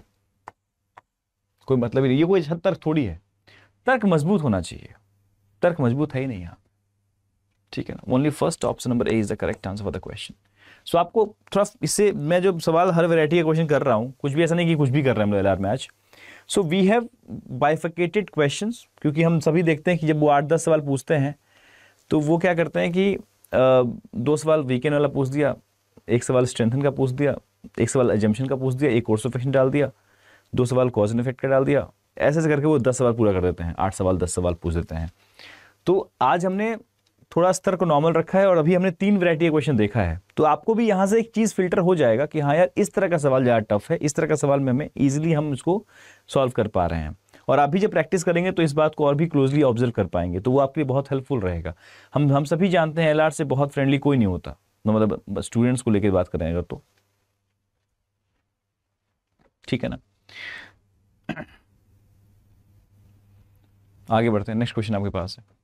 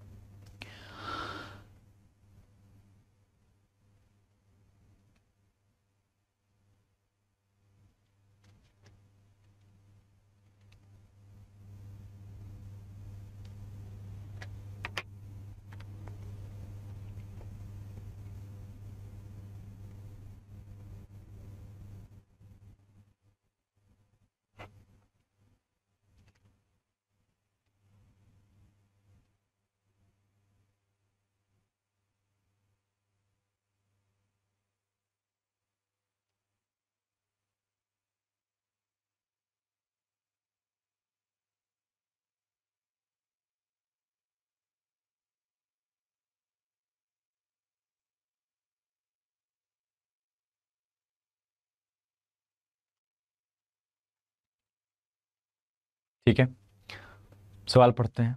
बढ़िया है, आपके भी आंसर सही चल रहे हैं। Should paper money be abolished and only electronic money be used? देखो ऐसा कुछ नहीं कि थोपा जा रहा है आपसे, समझिएगा ध्यान से, लैंग्वेज पढ़िए ध्यान से स्टेटमेंट का। कह रहा है should paper money be abolished, क्या पेपर मनी को बिल्कुल खत्म कर देना चाहिए? And only electronic money be used, question mark, ये सवाल है। ऐसा नहीं बोला कि ऐसा ही करना है, इस पे अपना तर्क दीजिए। आप भावुक मत होइए कि नहीं नहीं ऐसा ही करो, आप हमें तर्क देखिए। और मैंने कहा ना, आर्गुमेंट में ऐसी बातों पे ही चर्चा होती है, जिस ऐसे सवाल रखे जाते हैं, ऐसे टॉपिक रखे जाते हैं जिसका हल ही नहीं है। एक टॉपिक इससे जुड़ा हुआ है, इसको हम कहते हैं course of action. Course of action के स्टेटमेंट का नेचर और आपके आर्गुमेंट टॉपिक के जो क्वेश्चन का नेचर है, स्टेटमेंट का नेचर है, बिल्कुल सेम है। वहां पे भी हमारे समस्याएं होती हैं, यहां भी हमारे पास समस्या है। हमारे कोर्स ऑफ एक्शन चैप्टर या फिर उसके सब टॉपिक की बात कर लें, कोर्स ऑफ एक्शन के जो सवाल होते हैं उसमें हमारे पास जो कथन होता है वो ऐसा समस्या कैरी करता है, इसका निवारण हो सकता है। कोई घटना हो गई, कोई दुर्घटना हो गई, कुछ ऐसा हो गया, वैसा हो गया, सवाल उसका समाधान है। यहाँ पे जो कथन में सवाल रखे जाते हैं, मतलब यहाँ पे जो स्टेटमेंट रखे जाते हैं, जो बातें रखी जाती हैं, उनकी वो डाउट, वो डिबेटेबल है। वो एक्चुअली में ये डिबेटेबल पॉइंट है। हम सभी जानते हैं कि अभी जब से after Covid everybody is using that UPI, online transaction या फिर नेट बैंकिंग से लेके हर तरह का ट्रांजैक्शन जो है इंक्रीज हो गया, because people got friendly with this online transaction thing, है ना। लेकिन क्या फिर भी हम क्या बिल्कुल बंद कर देंगे क्या? तो ये तो ऐसा हो नहीं, जो भी है डिबेटेबल पॉइंट है। पहला, हम इसमें तर्क क्या दे रहा है, तर्क पे गौर करेंगे। यस, बंद कर देना चाहिए, सिर्फ इलेक्ट्रॉनिक चलना चाहिए, जो कह रहा है बंदा यस, उसका क्या कहना है, रीजन क्या? Printing money and circulating it has been causing massive cost, बिल्कुल सही बात है, ठीक है ना। Printing money and circulating it, बहुत ध्यान से बोल रहा है कि भैया हाँ सही बात है, सिर्फ इलेक्ट्रॉनिक चलाओ, पेपर बंद करो, पेपर पैसा वाला जो नोट है। क्यों भाई? तो ये बिल्कुल स्ट्रॉन्ग पॉइंट है। बोल रहा है, ये नहीं बोल रहे, बोल रहा है ना अब तो कर ही दो, ऐसा नहीं बोला जा रहा है। भावुक होते हैं बच्चे, इसमें भावुक नहीं होना है। Printing money and circulating it has been causing massive cost, बिल्कुल सही बात है। सेकंड, यस भाई जो यस कह रहा है वो कह रहा है कि ओनली इलेक्ट्रॉनिक मनी को यूज करो, इसको बंद करो। Yes, government and law enforcing agencies will have much control over electronic money which is incomparably easy to trace, सही बात है। आपका ऑनलाइन ट्रांजैक्शन जो है इजीली ट्रेस कर सकते हैं आप। जब आप कैश में ज्यादा काम करते हैं, ज्यादातर तो ब्लैक मनी का जो चीजें निकल के आती हैं वो कैश में ही तो होती हैं। देखते हैं ना, फलाना अधिकारी के घर से निकला है नोटों का पहाड़, गड्डियां रखी रहती हैं ऐसे दीवारों के पीछे, जो भी होती हैं चीजें, रेड वेड में निकल के आता है, कैश होता है वो। क्योंकि आप उस चीज को वैसे सिस्टम पे रख ही नहीं सकते, जो ऑनलाइन चीजें हैं उस पर रख ही नहीं सकते आप, आपको दिखाना ही पड़ेगा उसको। तो ऑफकोर्स ये तर्क भी बिल्कुल सही है, सेकंड भी सही है। थर्ड कह रहा है, yes with the use of paper currency the lines at supermarket are getting longer and resulting in a lot of time waste. मतलब सुपरमार्केट में जाके हम क्या पेपर करेंसी यूज करते हैं, इसलिए लाइन में लंबा लग जाता है। क्या बात कर रहे हो यार, कुछ भी लॉजिक दे रहा है ये लॉजिक एक्सेप्टेबल नहीं है। बोलता है with the use of paper currency in the line at supermarket are getting longer and resulting in a lot of time waste, ठीक है ना, हटाइए इसको। No, the illiterate people are not aware of electronic money. जिसने कहा कि नहीं भाई ऐसा मत करो, पेपर वाला मनी क्यों बंद कर रहे हो तुम लोग यार, जो मासूमियत से उसने ये बात कही है कि भाई वैसे लोग भी हमारे कंट्री में हैं जो कि ऑफकोर्स बहुत पढ़े लिखे नहीं है, अभी भी लोग ऑफकोर्स हैं जो बिल्कुल उस पर ही काम कर रहे हैं, because they are not that much. आपके पास वो सुविधाएं हैं, आपके पास वो सुविधाएं हैं ना, कि आप इतने अवेयर हैं, आप एजुकेटेड हैं, आप उस फैमिली से बिलोंग करते हैं, यू आर प्रिविलेज्ड एक्चुअली। बहुत से लोगों को नहीं हो पाता है, वो चीज़ नहीं पता है उनको। तो ऑफकोर्स ये लॉजिक भी बिल्कुल सही है, ये पॉइंट भी, तर्क भी बिल्कुल सही है। 1, 2 और 4 को हम एक्सेप्ट करेंगे। Option number D is the correct answer for the question. I hope everybody got the idea.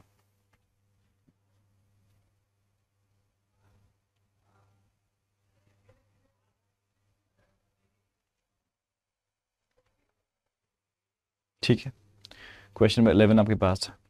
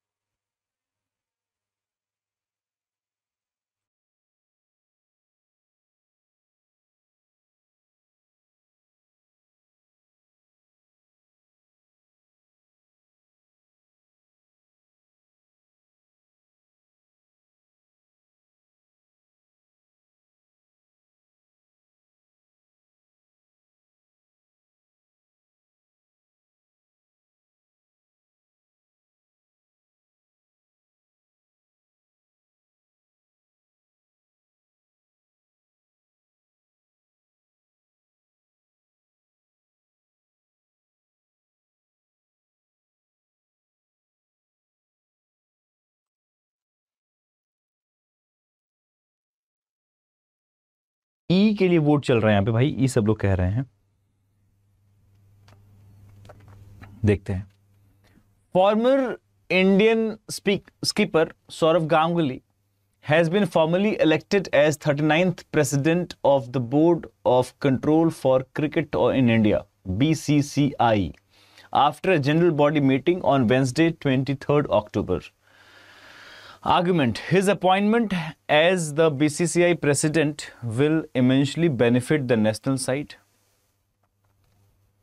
He is aware of the players' demand and knows what goes between them. It will be an added plus to the team and individual players as well. ठीक है, ये तर्क सही है। अगर इनको ऐसा किया गया है तो ऑफ कोर्स ये तर्क सही है बिल्कुल, कि ऑफ कोर्स वो प्लेयर को समझते हैं, प्लेयर की आवश्यकताओं को समझते हैं कि क्या चाहिए होता है, क्या उनके बीच चल रही होती है बातें, किस तरीके से थॉट्स होते हैं, वो सब समझते हैं ये चीज़। ठीक है ना।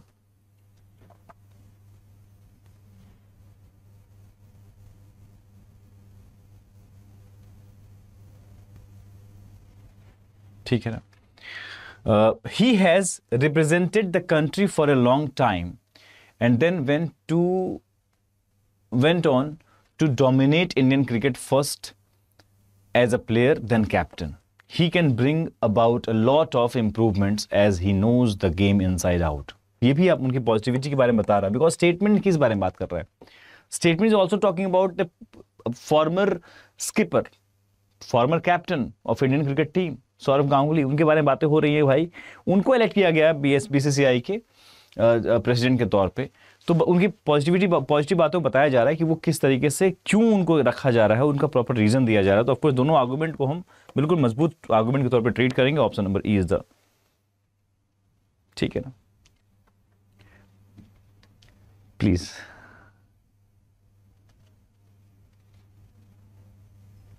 ठीक है, सवाल नंबर, अच्छा अब नेक्स्ट सवाल पे हम जाने से पहले 12 बजे जाने से पहले हमारे पास क्या है, इन्फेरेंस बेस्ड क्वेश्चन है। इन्फेरेंस थोड़ा ध्यान से करना होगा अपने को, बिकॉज स्टूडेंट्स इन्फेरेंस में कंफ्यूज होते हैं। इन्फेरेंस का मतलब हो गया, इन्फेरेंस का मतलब हो गया है, इसका मतलब होता है अनुमान। क्या मतलब है इसका? अनुमान लगाना, अनुमान, ध्यान रखिएगा, अनुमान। इन्फेरेंस मतलब अनुमान, ठीक है। प्लीज इस सेगमेंट को बहुत ध्यान से निभाइएगा, अदरवाइज हम मिस्टेक कर सकते हैं आप। सो क्वेश्चंस पे चलते हैं। क्या इन्फर कर सकते हैं आप? वैसे तो मुझे जहाँ तक भरोसा है, जहाँ तक मैं जानता हूँ, आप लोग आरसीज जब करते हैं, अभी मतलब जो आप आरसीज करते हैं प्रीलिम्स में, मेंस के लिए भी आप जब इंग्लिश पढ़ते हैं, आरसी करते हैं, तो वहाँ पे इन्फरेंस तो आपका इंग्लिश का प्रॉपर पार्ट है, उसके आपके नॉर्मल आरसी भी मिलते हैं कि what you can infer from the given statement या फिर पैसेज। वही चीज़ यहाँ पे भी है। यहाँ छोटा सा आपको स्टेटमेंट दिखाई देगा, ध्यान से।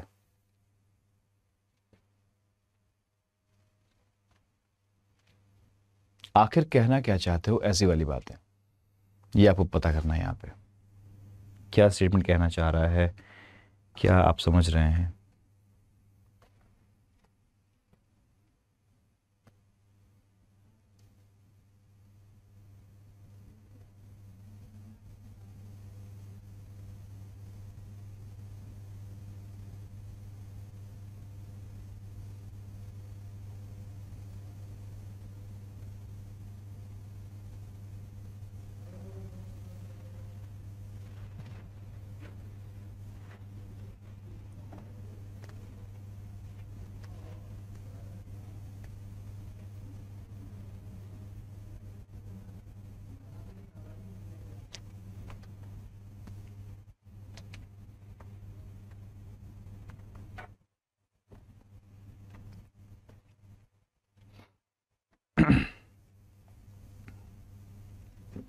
चले, कथन दिया हुआ है हमारे पास, the slowing down of economy hasn't left the automobile industry out, since it has been an acute fall on the sale graph, leading some retailers to switch their primary source of income to servicing than selling cars.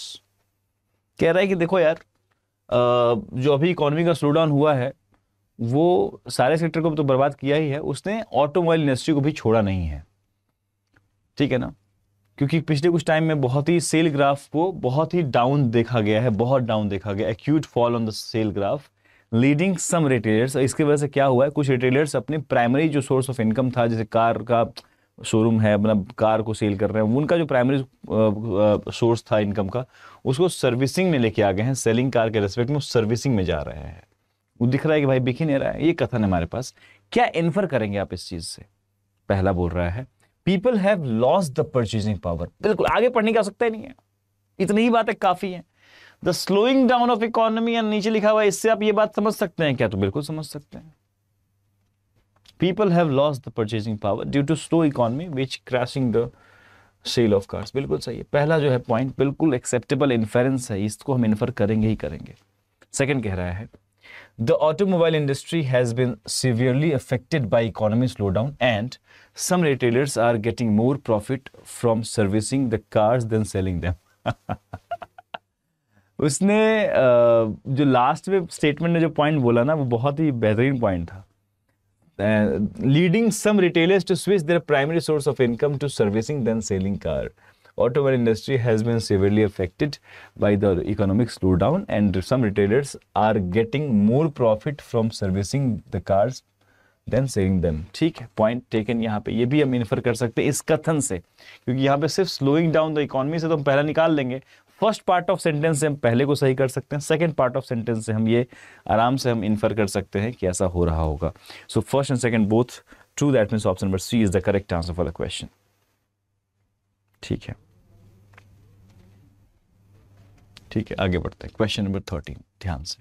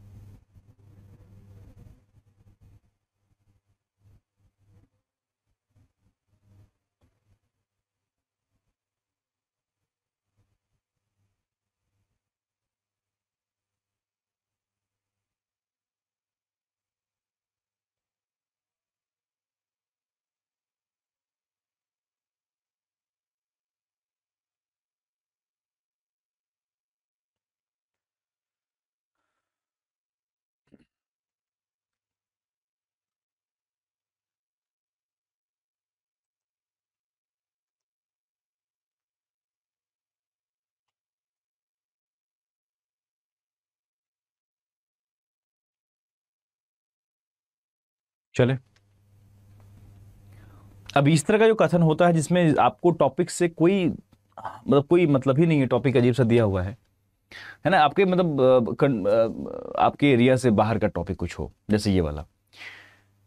Flavonoids are a common component of almost all the plants but specific variety of flavonoid in apple has been found to be an antioxidant. ठीक है, antioxidants are known to be a factor in the prevention of heart disease. Which of the following can be properly inferred from the given passage? पहला, a diet composed largely of fruits and vegetable will help to prevent heart disease. ऐसा कुछ नहीं बोला है, diet पे focus करने नहीं बोला गया, ऐसा कोई डाइट, ये तो एक बहुत कॉमन सी बात कह दी गई। यहाँ पे हमारे बहुत स्पेसिफिक चल रहे हैं हम लोग, हम फ्लेवोनॉइड्स के बारे में बात कर रहे हैं फिलहाल, तो ऐसे diet compose of largely fruit and vegetables ऐसा कुछ नहीं है, तो इसको हम इन्फरेंस के बारे में बात नहीं करेंगे, चाहे वो कितनी भी सही लग रही हो नॉर्मल लाइफ में। Flavonoids are essential to preventing heart disease. Essential carry करते हैं भी फिलहाल, उसने बस ये उसके बारे में बताया उसने कि ये बहुत रिच है उस चीज में, है ना। Specific variety of flavonoids in apple has found to be an antioxidant. ठीक है, eating at least one apple each day will prevent heart disease। थोड़ा सा डाइसी है बिकॉज उसने बहुत ही श्योरली ऐसे कह दिया है। ठीक है, तो लोग दवा खाना बंद कर सकते हैं आपके इस बात पे, मतलब ठीक है, नॉर्मल चीज है कि an apple and a day keeps doctor away वाला लाइन बचपन से सुनते आ रहे हैं अपन। At least one type of flavonoid helps to prevent heart disease. ये बहुत क्लोज बात कह दिया उसने एटलीस्ट बोल के।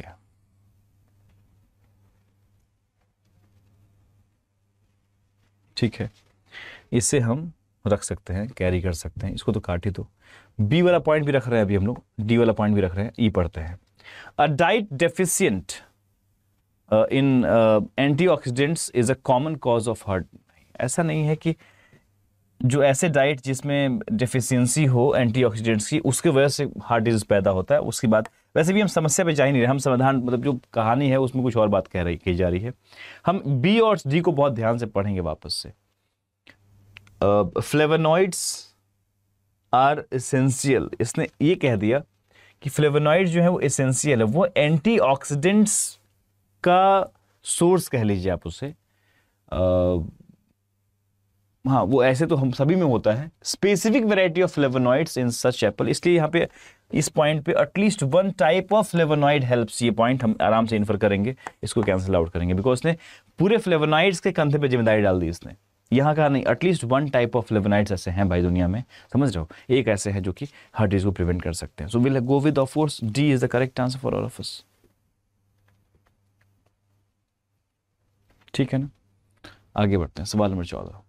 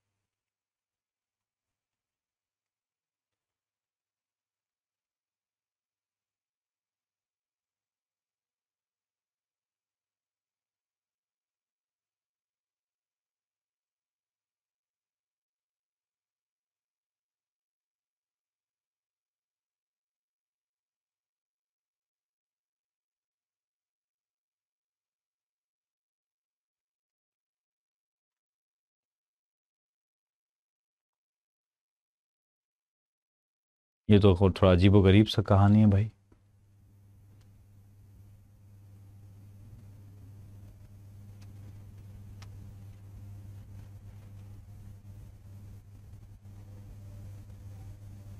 पढ़ें क्या? In an experiment, 2-year-old boys and their fathers made pie duff together using rolling pins and other utensils. Each father-son pair used a rolling pin that was distinctively different from from those used by other father and son pairs. बस सभी के जो rolling pins थे वो अलग अलग थे। And each father repeated the phrase rolling pin each time his son used it. ठीक है? But when the children were asked to identify all of the rolling pins among the group of kitchen utensils that included several rolling pins, each child picked only the one that he had used.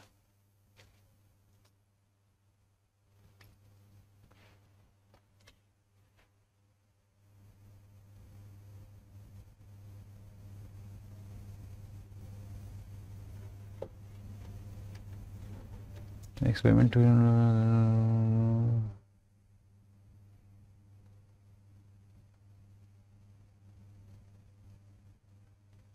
ठीक है। Which one of the following inferences is the most supported by the supported by the information above? ठीक है। The children did not grasp the function of rolling pin, but when the children were asked to identify all the rolling pins among the group of kitchen that included several rolling pins, each child picked only. ये तो general कहानी हमारे पास हो गया। ठीक है,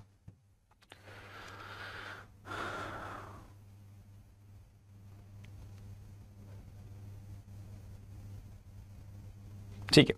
No two children understood the name rolling pin. No two children.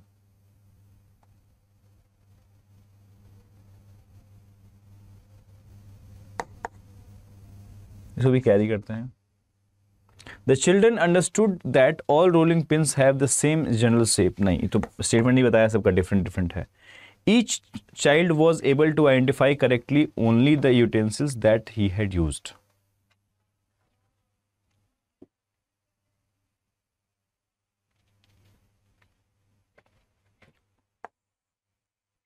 The children were not able to distinguish the rolling pins they used from other rolling pins. This point is नहीं, उन्होंने distinguish तो कर लिया था यार। Each child picked only the one he used. नहीं, वो distinguish कर लिया था, तो ये गया। Now we need to go for A and D. यहां पे थोड़ा वॉर है A और D में से।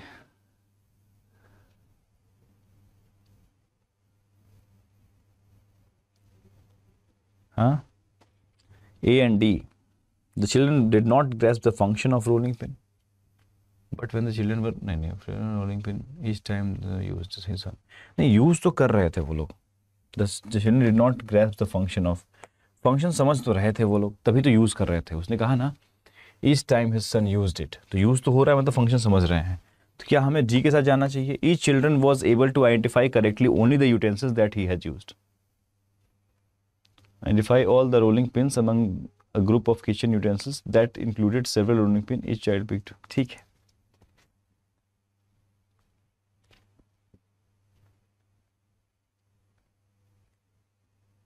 ठीक है, एक्सेप्टेबल पॉइंट। नहीं, यहाँ पे ओनली का यूज कुछ और है।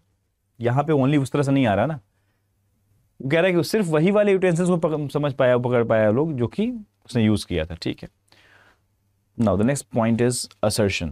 In critical reasoning, questions is based on a short argument, a set of statement or a plan of action. For each question, select the best answer choices. ठीक है। Question number 15 आपके पास है।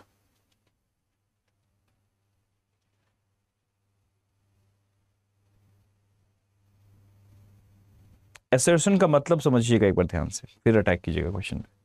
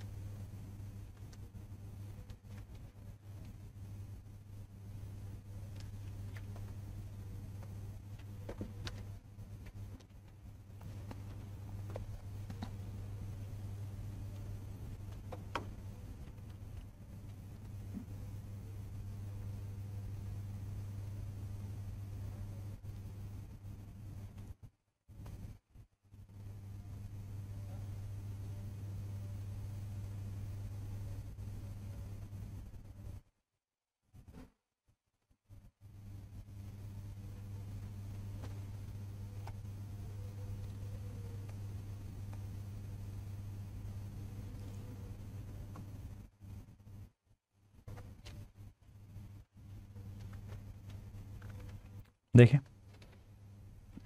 okay. The dogs that are black in color are more violent than the brown colored ones. However, brown colored dogs are hard to train as compared to the dogs that are white. Rudolph is a black dog and Scooby is a brown. ये हमारे पास कथन है। कह रहा है कि which of the following assertions can be definitely be drawn from the above statement. ठीक है, कौन सा ऐसा assertion है जिसको हम डेफिनेटली ड्रॉ कर सकते हैं। assertion का मतलब क्या होता है? सबसे पहले तो ये सवाल है आप सभी के सामने। What is the meaning of assertion? जो इस बात को और भी साफ और बहुत ही क्लियर मजबूती के साथ कह रहा हो इस बात को, ठीक है ना? ऐसा कुछ कि जैसे जो कहा गया कथन में, उस बात को शॉर्ट फॉर्म में आप थोड़े मजबूती से आप दिखा पा रहे हो, ऐसा, ठीक है ना? चलिए, it is easier to train Rudolph than Scooby. Training पे तो बात ही नहीं आ रही है अब यहाँ पे, बिकॉज ट्रेनिंग में हम लोग Rudolph is black dog, black को तो की चर्चा नहीं की गई है ना ट्रेनिंग जब। However brown colour dogs are hard to train, brown को हार्ड है ट्रेन करना, ऐसा बोला जा रहा है, as compared to the dogs that are white. Do not, we are not talking about black, black के बारे में इधर बात नहीं हुई ट्रेनिंग को लेके, तो ये कैंसिल आउट है, ठीक है ना। Scooby is more violent than Rudolph. Scooby is brown. हमारे वायलेंट जो होते हैं वो तो ब्लैक होते हैं, ब्लैक कलर जो होते हैं वो मोर वायलेंट है, तो ये बात बिल्कुल गलत है। Elimination is the key to get accuracy in this type of question. हमें थोड़ा थोड़ा एक्यूरेसी की तरफ ध्यान देना चाहिए कि हम हाँ ये तो नहीं होगा, ये तो नहीं होगा, ये 2 बच रहे हैं यार, ये 3 बच रहे हैं, देखे जाएंगे, लेकिन पहले जो मना हो, जो लग रहा है कि हाँ ये तो बिल्कुल नहीं, उसको काटा कीजिए। Rudolph and Scooby can both be trained easily. Training के नाम पे सिर्फ हमारे पास जो इन्फॉर्मेशन अकॉर्डिंग टू स्टेटमेंट है वो वाइट और ब्राउन को भी बताया गया है, ब्लैक के बारे में कोई चर्चा नहीं की गई है, तो इसको हम फिर से कट करेंगे।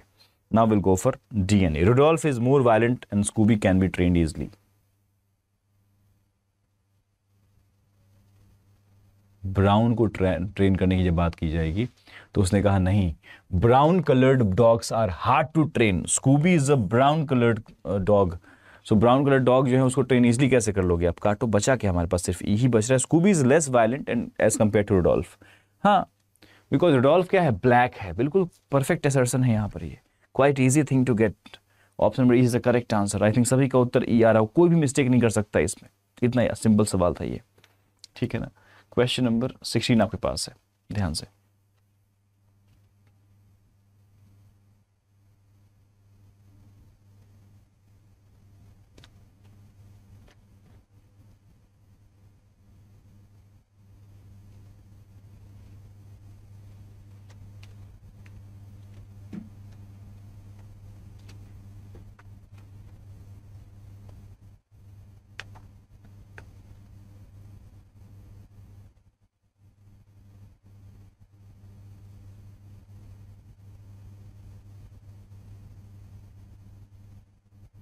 चले, among the following among the people visiting the amusement park, kids under the age of 7 were precluded from the security check.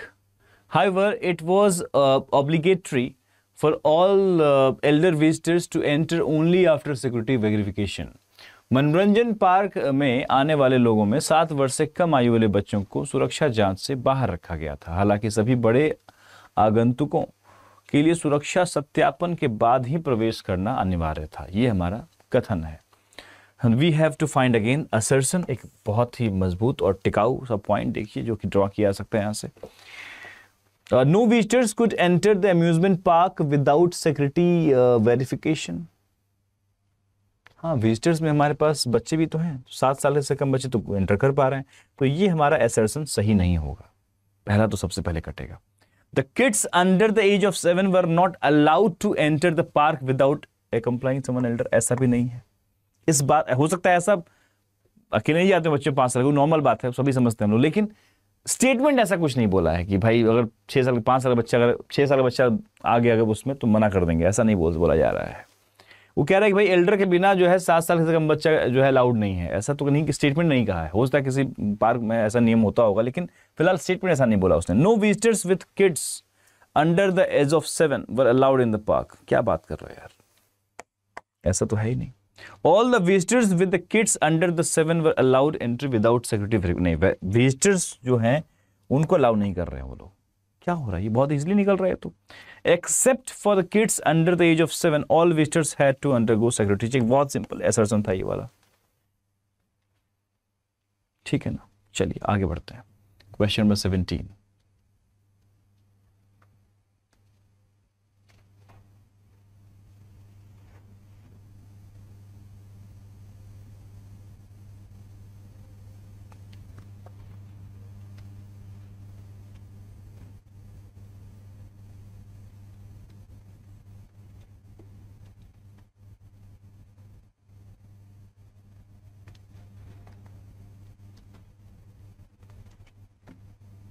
इतना इजी आएगा मेंस में? नहीं रे बाबा, बिल्ड कर रहे हैं अपन अपने आप को। हर क्वेश्चन एग्जाम के लिए मत ये क्वेश्चन एग्जाम में आ जाएगा, वाओ मेरे शिफ्ट में यही आएगा, मेरे पेपर में यही आएगा, ऐसा नहीं करना। Raj, Ketan and Priya always used to play together but one day 2 kids named Sanika and Kunal came and all 5 started playing together. Raj does not like Kunal, but Sanika will only play with them. If Kunal is there, Ketan and Priya like all the 3 members. भाई साहब क्या बात है। ये बढ़िया सवाल था भाई, ये बढ़िया चीज़ है, बहुत बढ़िया असरसन। यहाँ से असरसन निकालना थोड़ा सा आपके लिए रहेगा। अब देख लीजिए, मोहल्ले की दोस्ती वाली कहानी है ये तो, अपना अपना टाइम याद कर लीजिए अब। ठीक है, क्या देखो, पहले 3 लोग थे, राज, केतन और प्रिया। ये बेचारे अपना 3 दोस्त थे मोहल्ले में, अपना खेलते थे भाई साथ में। ठीक है, एक दिन क्या हुआ कि 2 लोग और भी ऐड हुए, 2 बच्चे और आगे खेलने में। एक का नाम था सनिका और एक का नाम था कुणाल। अब हमारे पास अब जो खेलने वाले बच्चे हो गए, अब 5 बच्चे जो है आपस में खेल रहे हैं। यहां तक कहानी बहुत मासूम है, बहुत कहानी सुंदर सा है। कह रहा राज डज नॉट लाइक कुणाल। राज किसको नहीं पसंद करता है? राज और कुणाल में भैया गड़बड़ी है। बट अब कुणाल आया था और सनिका भी आई थी उस वक्त, but Sanika will only play with them if Kunal is there. Sanika तभी खेलेगी जब कुणाल भी खेल रहा होगा। लेकिन राज और कुणाल का, ये जो कुणाल है इसका लफड़ा है भाई, गुस्सा है, आपस में लड़ाई है, जो भी कह लो, पसंद नहीं करता ऐसा। Ketan and Priya likes all the 3 members. Ketan और प्रिया जो हैं वो सबको, केतन और प्रिया को ये भी है ना, और ये दोनों भी सब पसंद है, कोई दिक्कत नहीं है। मतलब इस सेंस आप ये कह सकते हैं कुणाल और सनिका, कुणाल की तो दुश्मनी इससे है, या जो कह लीजिए उसका नहीं बनता इससे। सनिका का भी जो पॉइंट है उसके हिसाब से लग रहा है सनिका का भी नहीं बनता, इसलिए इन दोनों का जो है इन सबसे बनता है, कोई दिक्कत नहीं है। Now Priya will be leaving the group as she does not like Kunal. Priya कहाँ से बीच में आ गई? प्रिया को तो सब पसंद है, सब दोस्त ठीक हैं। Raj will be leaving the group as he does not like Kunal. Raj group को लीव कर देगा। अरे ऐसे कैसे? राज को कुणाल नहीं पसंद है या कुणाल को राज नहीं पसंद, तो भाई अभी रुक जाओ, क्यों लीव करेगा? देखते हैं। और इसमें दोनों ये तो ये क्यों मान जाएगा पहले कि मैं जा रहा हूं? Sanika and Kunal had a fight and both of them hate each other. ये फालतू असर्शन है यहां से। Either Raj will stay in the group और कुणाल। ये पॉइंट थोड़ा सा एक्सेप्टेबल दिख रहा है फिर से। Either the group will be as it was और it will be again of 5 member. फालतू का लाइन है। असर्शन में हमारे पास या तो बी और डी को हमें चेक करना चाहिए ध्यान से। जो भी कहानी है वो यही है, ठीक है। बी और डी में कुछ फिर से पढ़ा जाए बी और डी को। Raj will be leaving the group as he does not like Kunal. उसने कहा था कि Raj does not like Kunal, Raj Kunal को नहीं पसंद करता है, ग्रुप छोड़ देगा। या फिर either Raj will stay in the group और कुणाल। ये बहुत ही क्लियर मजबूत असर्शन है, ठीक है ना? ठीक है, क्योंकि Sanika will only play with them if Kunal is there. तो कुणाल भी मतलब मैटर ही करता है कि अब जो भी होगा उसमें चाहे लड़ाई हो जाए चाहे जो भी हो, उसके बाद ही ये तय हो पाए कौन रहेगा ग्रुप में कौन नहीं रहेगा। लेकिन ऐसे नहीं कह सकते कि Raj will be leaving the group as he does not like Kunal, फिर तो सवाल ही नहीं बनता ना। राज ठीक है, देखा जाएगा इन दोनों से कोई एक रहेगा, मामला तो फंस ही गया है। ठीक है भाई, बच्चे भी आपस में जो है वो लड़ाई कर रहे हैं। Now will talk about course of action. Course of action का मतलब था समाधान। समाधान, ऐसा वैसा धान नहीं, समाधान, ठीक है ना? अब यहां पे हमारे पास समस्या आने वाली है। समस्या हमारे पास बहुत मासूम है, बहुत छोटा छोटा समस्या दिया गया है। अगला वाला जो एलआर क्लास होगा भैया वो बहुत तगड़ा होगा, ध्यान रखिएगा। Many people have become ill due to consumption of sweets from a local shop. From a local shop. कोई एक लोकल शॉप है जिसकी मिठाइयों खाने के बाद बहुत से लोग बीमार पड़ गए हैं। ये एक समस्या उत्पन्न हो गई है ना? क्षणिक समस्या है, दूर कर ली जाएगी। तो अपने को ढूंढना है कि भाई कोर्स ऑफ एक्शन क्या होगा इसमें।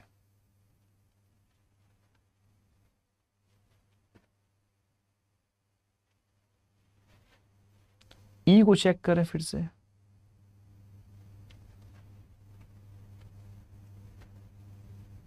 एक मिनट रुकिए ना जरा।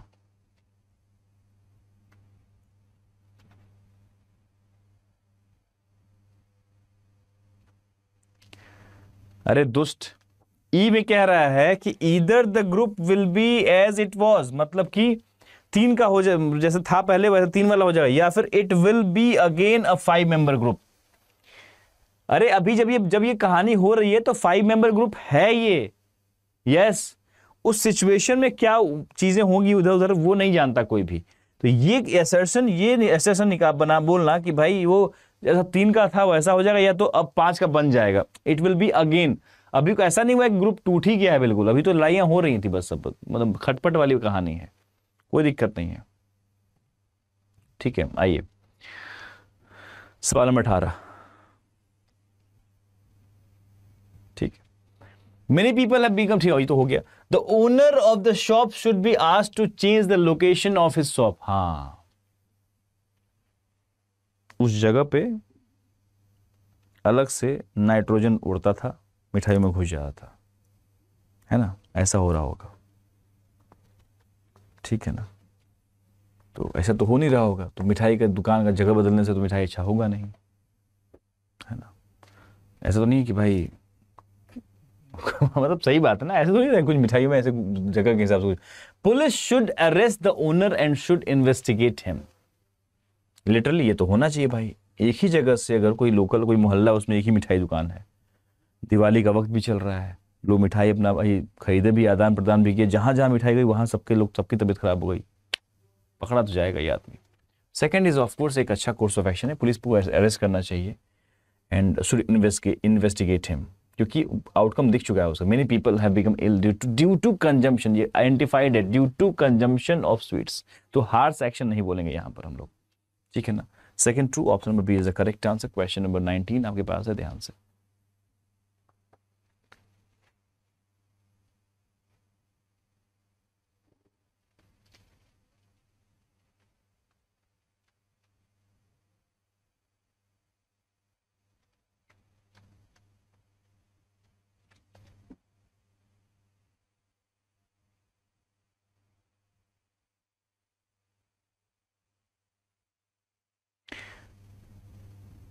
That was not harsh action यार, वो हार्श एक्शन नहीं है। अब उसके मतलब वो कुछ तो गड़बड़ किया ना भाई, कि मिठाई जो है वो एक ही दुकान से मिठाइयाँ खाने के बाद 2-3 लोग बीमार हो रहे हैं, तो भाई उसको फिर अरेस्ट भी नहीं करना चाहिए।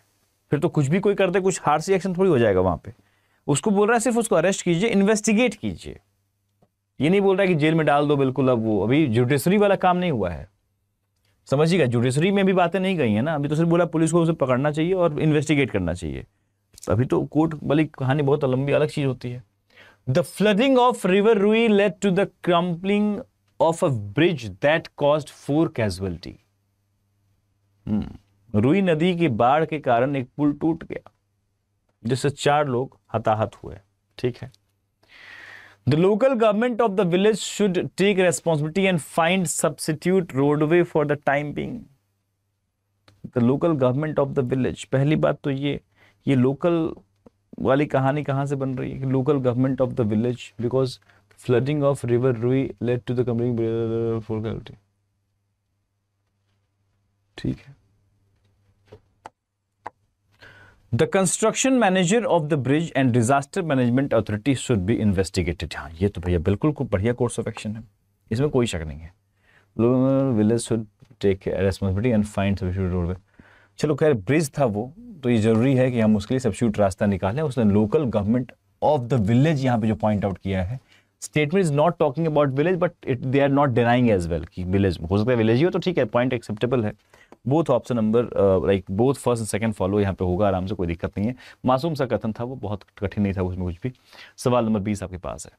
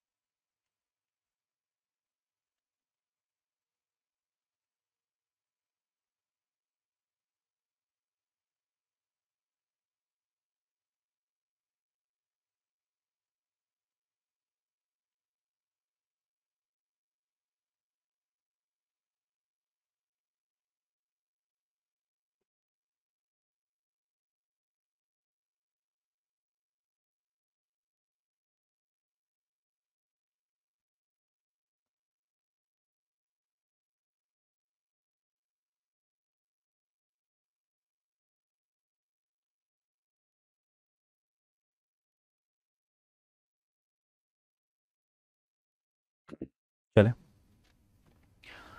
Prime Minister Narendra Modi on Tuesday announced a rupees 500 crore relief package for flood-hit Gujarat after undertaking an aerial survey of the affected district, even as heavy rain continued to batter most part of North India. ठीक है, प्रधानमंत्री नरेंद्र मोदी ने मंगलवार को बाढ़ प्रभावित गुजरात के लिए 500 करोड़ रुपए के राहत पैकेज की घोषणा की है और प्रभावित जिलों की हवाई सर्वेक्षण करने के बाद भी उत्तर भारत में अधिकांश हिस्सों में भारी बारिश जारी है। ठीक है, with the following is an immediate course of action that must be followed in light of the statement. Rescue and relief operations should be started in full swing. हाँ, इमीडिएट कोर्स ऑफ एक्शन तो यही है भाई साहब, कि आप rescue and relief operations चलाइए। Food packets should have been distributed in affected villages using IAF choppers where Indian Air Force helicopters can also be pressed into service. Perfect. ये सब तो प्रैक्टिकल चीज हम देख रहे होते हैं। The Prime Minister should announce an extra gratia of ₹2 lakh for the next of kin of those killed and 50 ₹2 lakh for the next of kin, 50,000 for the injured. ये पॉइंट, ये हमारा जो है इमीडिएट कोर्स ऑफ एक्शन नहीं है। उसने क्या बोला साहब, अगर सिर्फ कोर्स ऑफ एक्शन बोलता, ये फिर भी कोर्स ऑफ एक्शन नहीं है, वहां पर सिचुएशन अलग है। कोर्स ऑफ एक्शन इमीडिएट में हम काउंट नहीं कर सकते इसको, या फिर किसी भी तरीके से काउंट नहीं कर सकते। It's not a course of action, है कोर्स ऑफ एक्शन, बट जो सिचुएशन के हिसाब से सवाल रेज किया गया है, इमीडिएट कोर्स ऑफ एक्शन के अंतर्गत तो नहीं आ पाएगा। ठीक है ना, तो ओनली फर्स्ट एंड सेकंड को हम एक्सेप्ट करेंगे। फर्स्ट एंड सेकंड हमारे पास जो है वो बी में दिख रहा है। B is the correct answer. ठीक है ना, तो ये चूंकि हमारे पास ये ठीक है, ये जनता को समझाने बुझाने के लिए पॉइंट ठीक है, लेकिन उसने कहा इमीडिएट कोर्स ऑफ एक्शन, तो उसमें भी बल दे रहा है ना वो, कि हमें बस तुरंत से बताइए क्या करना चाहिए। तो दोनों पॉइंट बहुत ही सही है। Now will talk about cause and effect. Cause and effect सबसे, एक बच्चे पूछा भी था कि सर सबसे बेहतरीन कौन सा है, सबसे कठिन कौन सा होता है। तो कठिन नहीं बोलेंगे, लेकिन हाँ ये बोलेंगे थोड़ा मैच्योर बिहेव करना होता है इस वाले सेगमेंट में। इसमें गलती होने के चांसेस ज़्यादा होते हैं, बिकॉज सवालों का ऑप्शन जो होता है कॉज एंड इफेक्ट का वो बहुत ही बेहतरीन होता है। तो कॉज एंड इफेक्ट पे बात कर लेते हैं एक बार जल्दी से। ठीक है ना, तो कॉज का मतलब हम सबको मालूम ही है, इसका मतलब होता है कारण। ठीक है ना, कॉज कारण, इफेक्ट प्रभाव। ठीक है ना, कारण एवं प्रभाव। We need to find out. हमारे पास 2 पॉइंट लिखे होंगे, कोई एक कारण होगा, कोई एक प्रभाव होगा, हो सकता दोनों प्रभाव हो सकता दोनों कारण हो। So we'll have to find out this. ठीक है ना, क्वेश्चन नंबर फर्स्ट। और ऑप्शंस को गौर से पढ़िएगा, यहां के ऑप्शंस बड़े खतरनाक होते हैं इनके।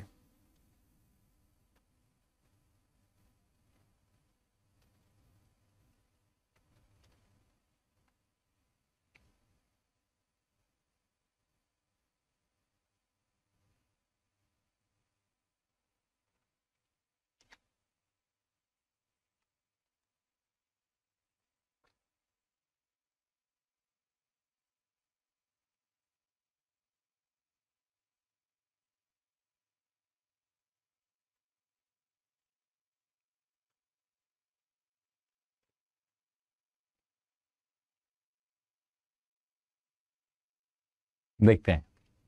The traffic on the roads has come to a standstill. मतलब एकदम यातायात ठप ऐसा हो रखा है। Heavy rains have caused waterlogging in several areas. तो हम ये कह सकते हैं कि ये कारण हो गया और ये इसका प्रभाव दिख रहा है, ऐसा बोल सकते हैं क्या, है ना। हैवी रेन की वजह से ट्रैफिक तो जाम होता ही, हम सबने प्रैक्टिकल लाइफ में देखा है, अपने जीवन में देखा है इस चीज को हमने। तो ठीक है, heavy rains have caused waterlogging and in several areas and the traffic on roads are standstill. ठीक है, हमारा सेकंड जो होगा कॉज हो गया। सेकंड हमारे पास कॉज है, फर्स्ट उसका प्रभाव है। ऑप्शन नंबर बी को हम इजिली पिक कर सकते हैं आंसर के तौर पे। बहुत अभी कठिन सवाल नहीं है, इसलिए ऐसा समझना कि बहुत सही तो ये भी इजी है, इजी नहीं है ये। इनके ऑप्शंस पढ़िए, सिर्फ एक बार ऑप्शन पढ़ लीजिए आप, irrespective of reading the question option पढ़िए, आपको समझ में आ जाएगा कि अगर सही में सवाल फंसाने लायक आ गया तो कठिन हो जाएगा जजमेंट करना। लेकिन ठीक है, आज का लेक्चर मैंने लगभग स्टेटमेंट में नॉर्मल रखा है आज का, लेकिन नेक्स्ट जो होगा थोड़ा ज़्यादा होगा, उसका नेक्स्ट होगा और ज़्यादा होगा, ध्यान रखिएगा।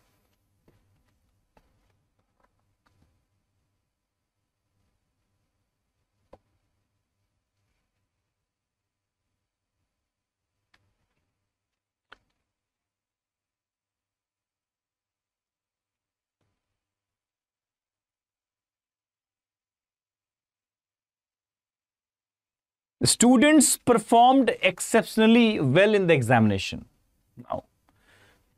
ठीक है, the school implemented a new and effective teaching methodology. हाँ ठीक है, school implemented a new and effective teaching methodology, उसके वजह से बच्चों ने अच्छा किया। तो ऑफकोर्स ये हमारे पास फिर से कॉज है ना, इसका इफेक्ट दिख रहा है ये वाला, तो इजी सवाल हो गया, काफी इजी लैंग्वेज है। ऑफकोर्स कनेक्शन तो है ना आपस में दोनों का, ये कॉज है, ये उसका इफेक्ट दिख सकता है, आराम से बोल सकते हैं इसको। फिर से हम ऑप्शन बी को मार्क कर सकते हैं, सेकंड को सही, second is cause and first is its effect, इसका इफेक्ट यहां दिख रहा है। ठीक है, ठीक है, चलिए नेक्स्ट क्वेश्चन आपके पास है 23।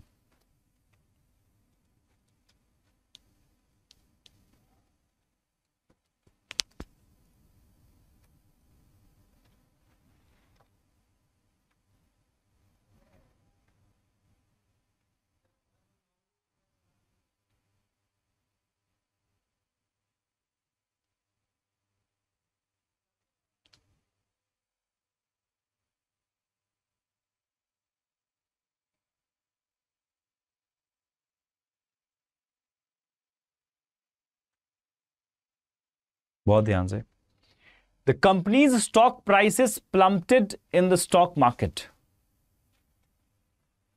प्लम्प्टेड मींस शेयर बाजार में कंपनी के शेयर की कीमतें गिर गई हैं, गिर गई। प्लम्प्टेड एक अच्छा वर्ड निकल के आया आपके लिए, वोकैब यहां से लिख लीजिएगा इसको, बढ़िया वर्ड है प्लम्प्टेड। ठीक है ना। The CEO announced his resignation due to health reason. तो अगर हम देखें इन दोनों को हम जोड़ सकते हैं, बिकॉज कंपनी की बात हो रही है, सीईओ की बात हो रही है, तो कंपनी का सीईओ होगा। ठीक है, the company's stock prices plummeted in stock market, the CEO announced his resignation. Of course ये कॉज और उसका ये इफेक्ट यहां पर दिख रहा है। ठीक है, कॉज एंड इफेक्ट यहां पर दिख रहा है। ठीक है ना। आप लोग ड्यू टू हेल्थ रीजन को देख के, अभी आप चूंकि अभी आप सिस्टम में नहीं आए हैं, अभी आप स्टूडेंट हैं, और स्टूडेंट के परिप्रेक्ष्य में आपने सही उत्तर किया है। आप में से बहुमत लोगों ने डी कहा है, दोनों को ही आपने रीजन बता दिया, इफेक्ट बता दिया दोनों को ही आपने। ठीक है ना। यहां पे असली में उसका रेजिग्नेशन वाज द पॉइंट, इसको गौर नहीं किया आप लोगों ने सभी। सीईओ ने स्वास्थ्य कारणों से अपने इस्तीफे की घोषणा की है। मतलब स्टॉक गिरा, कंपनी के मालिक ने इस्तीफा दिया, उसने चाहे लिखा हो रीजन हेल्थ रीजन, न्यूज में ऐसे आता है ना फलाना वजह से, लेकिन लोगों को मालूम चल जाता है ये तो वजह बेवकूफ है। तो यही आप जब फॉर्मली काम करने लगेंगे कल को बैंक में, जब आप जॉब करेंगे अपने ऑर्गेनाइजेशन में, आप देखेंगे तो बहुत सारी चीजें सीखेंगे आप। दिखाया जा रहा है ऐसा, लेकिन है नहीं ऐसा, सही में कुछ और है। ठीक है ना। तो A is the correct answer for the question. I hope you people got the idea. ठीक है ना। यस सर, हेल्थ रीजन कैसे होगा? अरे वो कहने के लिए हेल्थ रीजन है, दुष्ट। क्या सिर्फ कंपनी के सीईओ से स्टॉक प्राइसेस डिफाइन होंगे? एमडी ऑल एंड ऑल कुछ नहीं, नहीं नहीं। फिलहाल हम इस बात की पुष्टि कर रहे हैं यहां पर, the company's stock prices plummeted in stock market, ऐसा कुछ हुआ। कंपनी इस बात से क्या कंपनी बंद ही हो जाएगी क्या? नहीं ना। स्टॉक प्राइस तो गिरता उठता रहता है, लेकिन जो सीईओ है वर्तमान उस वक्त में, जो सीईओ है उसने अनाउंस किया है रेजिग्नेशन, उससे वो चीज अच्छी नहीं लगी होगी जो भी है कि भाई ऐसे कैसे गिर गया, उसने ऐसा किया। तो we can easily connect this two sentences if you'll read the option sequence of the the questions of cause and effect। तो पहला दो विकल्प तो बहुत ठीक ठाक है, फिर भी उसके बाद चरस बोलने वाला यहाँ हमारे पास तीनों विकल्प सी डी ई जो है अभी बहुत खतरनाक होते हैं। अभी तक तो हमने तीन सवाल रखा है, तीनों सवाल के उत्तर या तो बी थे और इसका ए दिख रहा है। अदरवाइज जब सी और डी और ई में घुसेंगे ना तो समझ में आएगा कि हाँ यार सवाल कॉम्प्लिकेटेड है, लेकिन अभी सवाल को कंप्लीट रखा ही नहीं गया है। Statement one is cause and the second is its effect, simple language. Second cause, पहला इफेक्ट। थर्ड देखिए, if both statement 1 and 2 are independent cause. Independent cause का मतलब है ये भी कॉज है, किसी इससे किसका प्रभाव कुछ होगा, ये भी अलग कॉज क्रिएट कर रहा है, अलग हो गया। फिर यहाँ ऑप्शन नंबर सी क्या है कि बहुत ही क्रिटिकल सिचुएशन क्रिएट कर रहा है ये। If both the statement 1 and 2 are effects of independent cause, आपस में कनेक्शन की बात नहीं कर रहा है, दोनों जो है प्रभाव है किसी बात का, अलग अलग बातों का, वो अलग बात आपको पता नहीं है लेकिन दिख रहा है कि प्रभाव है, इसलिए if both the statement 1 and 2 are effect of some common cause, दोनों के दोनों इफेक्ट ही हैं, लेकिन किसी कॉमन कॉज का जो हमें खुद से सोचना पड़ेगा, हाँ कॉमन कॉज है। सो ये एक्चुअली में ऑप्शन पढ़ेंगे आप मालूम चला कि नहीं यार, this segment is literally cause and effect is not a very easy task, इसको हमें बहुत मजबूती से निकालना पड़ेगा। लेकिन अभी फिलहाल हमने आज थोड़ा सा लेवल ऑफ क्वेश्चन नॉर्मल रखा था, इसलिए कि आपको एक भरोसा हो कि इतना भी कठिन नहीं है एलआर, जितना कि हमें बताया गया है या बोला जाता है। हम इतना तो है कि हम आईपीएस पीओ मेंस के जो स्तर का सवाल हम देखेंगे, अभी आज का लेवल नॉर्मली हमें 2-4 ही सवाल होंगे जो आईपीएस पीओ मेंस के स्तर के होंगे, बाकी सवाल का स्तर नीचे रहा है। आई बिलीव दैट, एंड मैं जानबूझ के ऐसा किया हूँ, पर्पसली किया हूँ ऐसा। जिन सवालों का लेवल हमने रखा है, इसकी जगह पे हम ज़बरदस्त और लेवल बढ़ा सकते थे, नहीं बढ़ाया हमने, रखा नॉर्मल लेवल, क्योंकि हम इसको ग्रेजुअली बढ़ाएंगे। बिकॉज मुझे वो डर हटाना है कि भाई बिल्कुल ही छोड़ देना, सरेंडर कर देना इस टॉपिक पे। यू विल फाइंड कि नहीं ठीक है, कुछ नंबर्स हम निकाल सकते हैं इस लेवल के सवालों में, तो आप अच्छे नंबर निकाल सकते हैं। आप 10 सवालों में से 6-7 निकाल सकते हैं सही आप यहाँ से। लेकिन जब हम 10 सवाल आईपीएस पीओ मेंस लेवल का, एसबीआई पीओ मेंस लेवल के एलआर की बात करते हैं, तो वहाँ से माई एक्सपेक्टेशन इज 10 सवाल पूछा गया है, 5 ही करके आओ, एक आध गलत हो गया 4 सही करके आओ, मतलब आपको स्किप करने आना चाहिए, ठीक है ना। अब देखो कुछ लोग भावुक हो रहे हैं कि सर बी भी तो हो सकता है कि स्टेटमेंट 1 जो है कॉज है, उसका इफेक्ट है ये, मतलब सीईओ जो है रिजाइन कर दिया है हेल्थ इशू से, इसलिए स्टॉक गिर गया, ऐसा नहीं, ऐसा नहीं बोलेंगे। और ड्यू टू हेल्थ, अगर उस तरह से हम भावुक होंगे ना, अगर मान लो हम भावुक होते हैं कि उसने रिजाइन किया है हेल्थ रीजन से, तो स्टॉक गिरेगा नहीं, स्टॉक उठेगा, फिर भावनाएं मिलेंगी लोगों की, इमोशंस क्या बोलते हैं उसको, हाँ ठीक है। तो आज की बातें यहीं रखें हम लोग, ठीक है। कुछ तो सीखा होगा आप लोगों ने, कंफर्म कीजिएगा, थोड़ा कॉन्फिडेंस तो बूस्ट हुआ ही होगा। बाकी रैंकर्स में हम लोग अभी काम करने वाले हैं,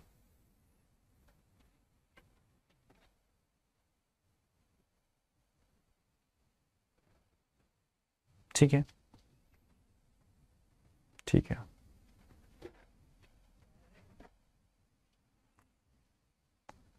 ठीक है, ओके, ठीक है। हम साइनिंग ऑफ। जो बच्चे हमारे चैनल पर नए थे, इन बच्चों से रिक्वेस्ट है आप सभी से, प्लीज़ इस चैनल को सब्सक्राइब जरूर कर लीजिएगा।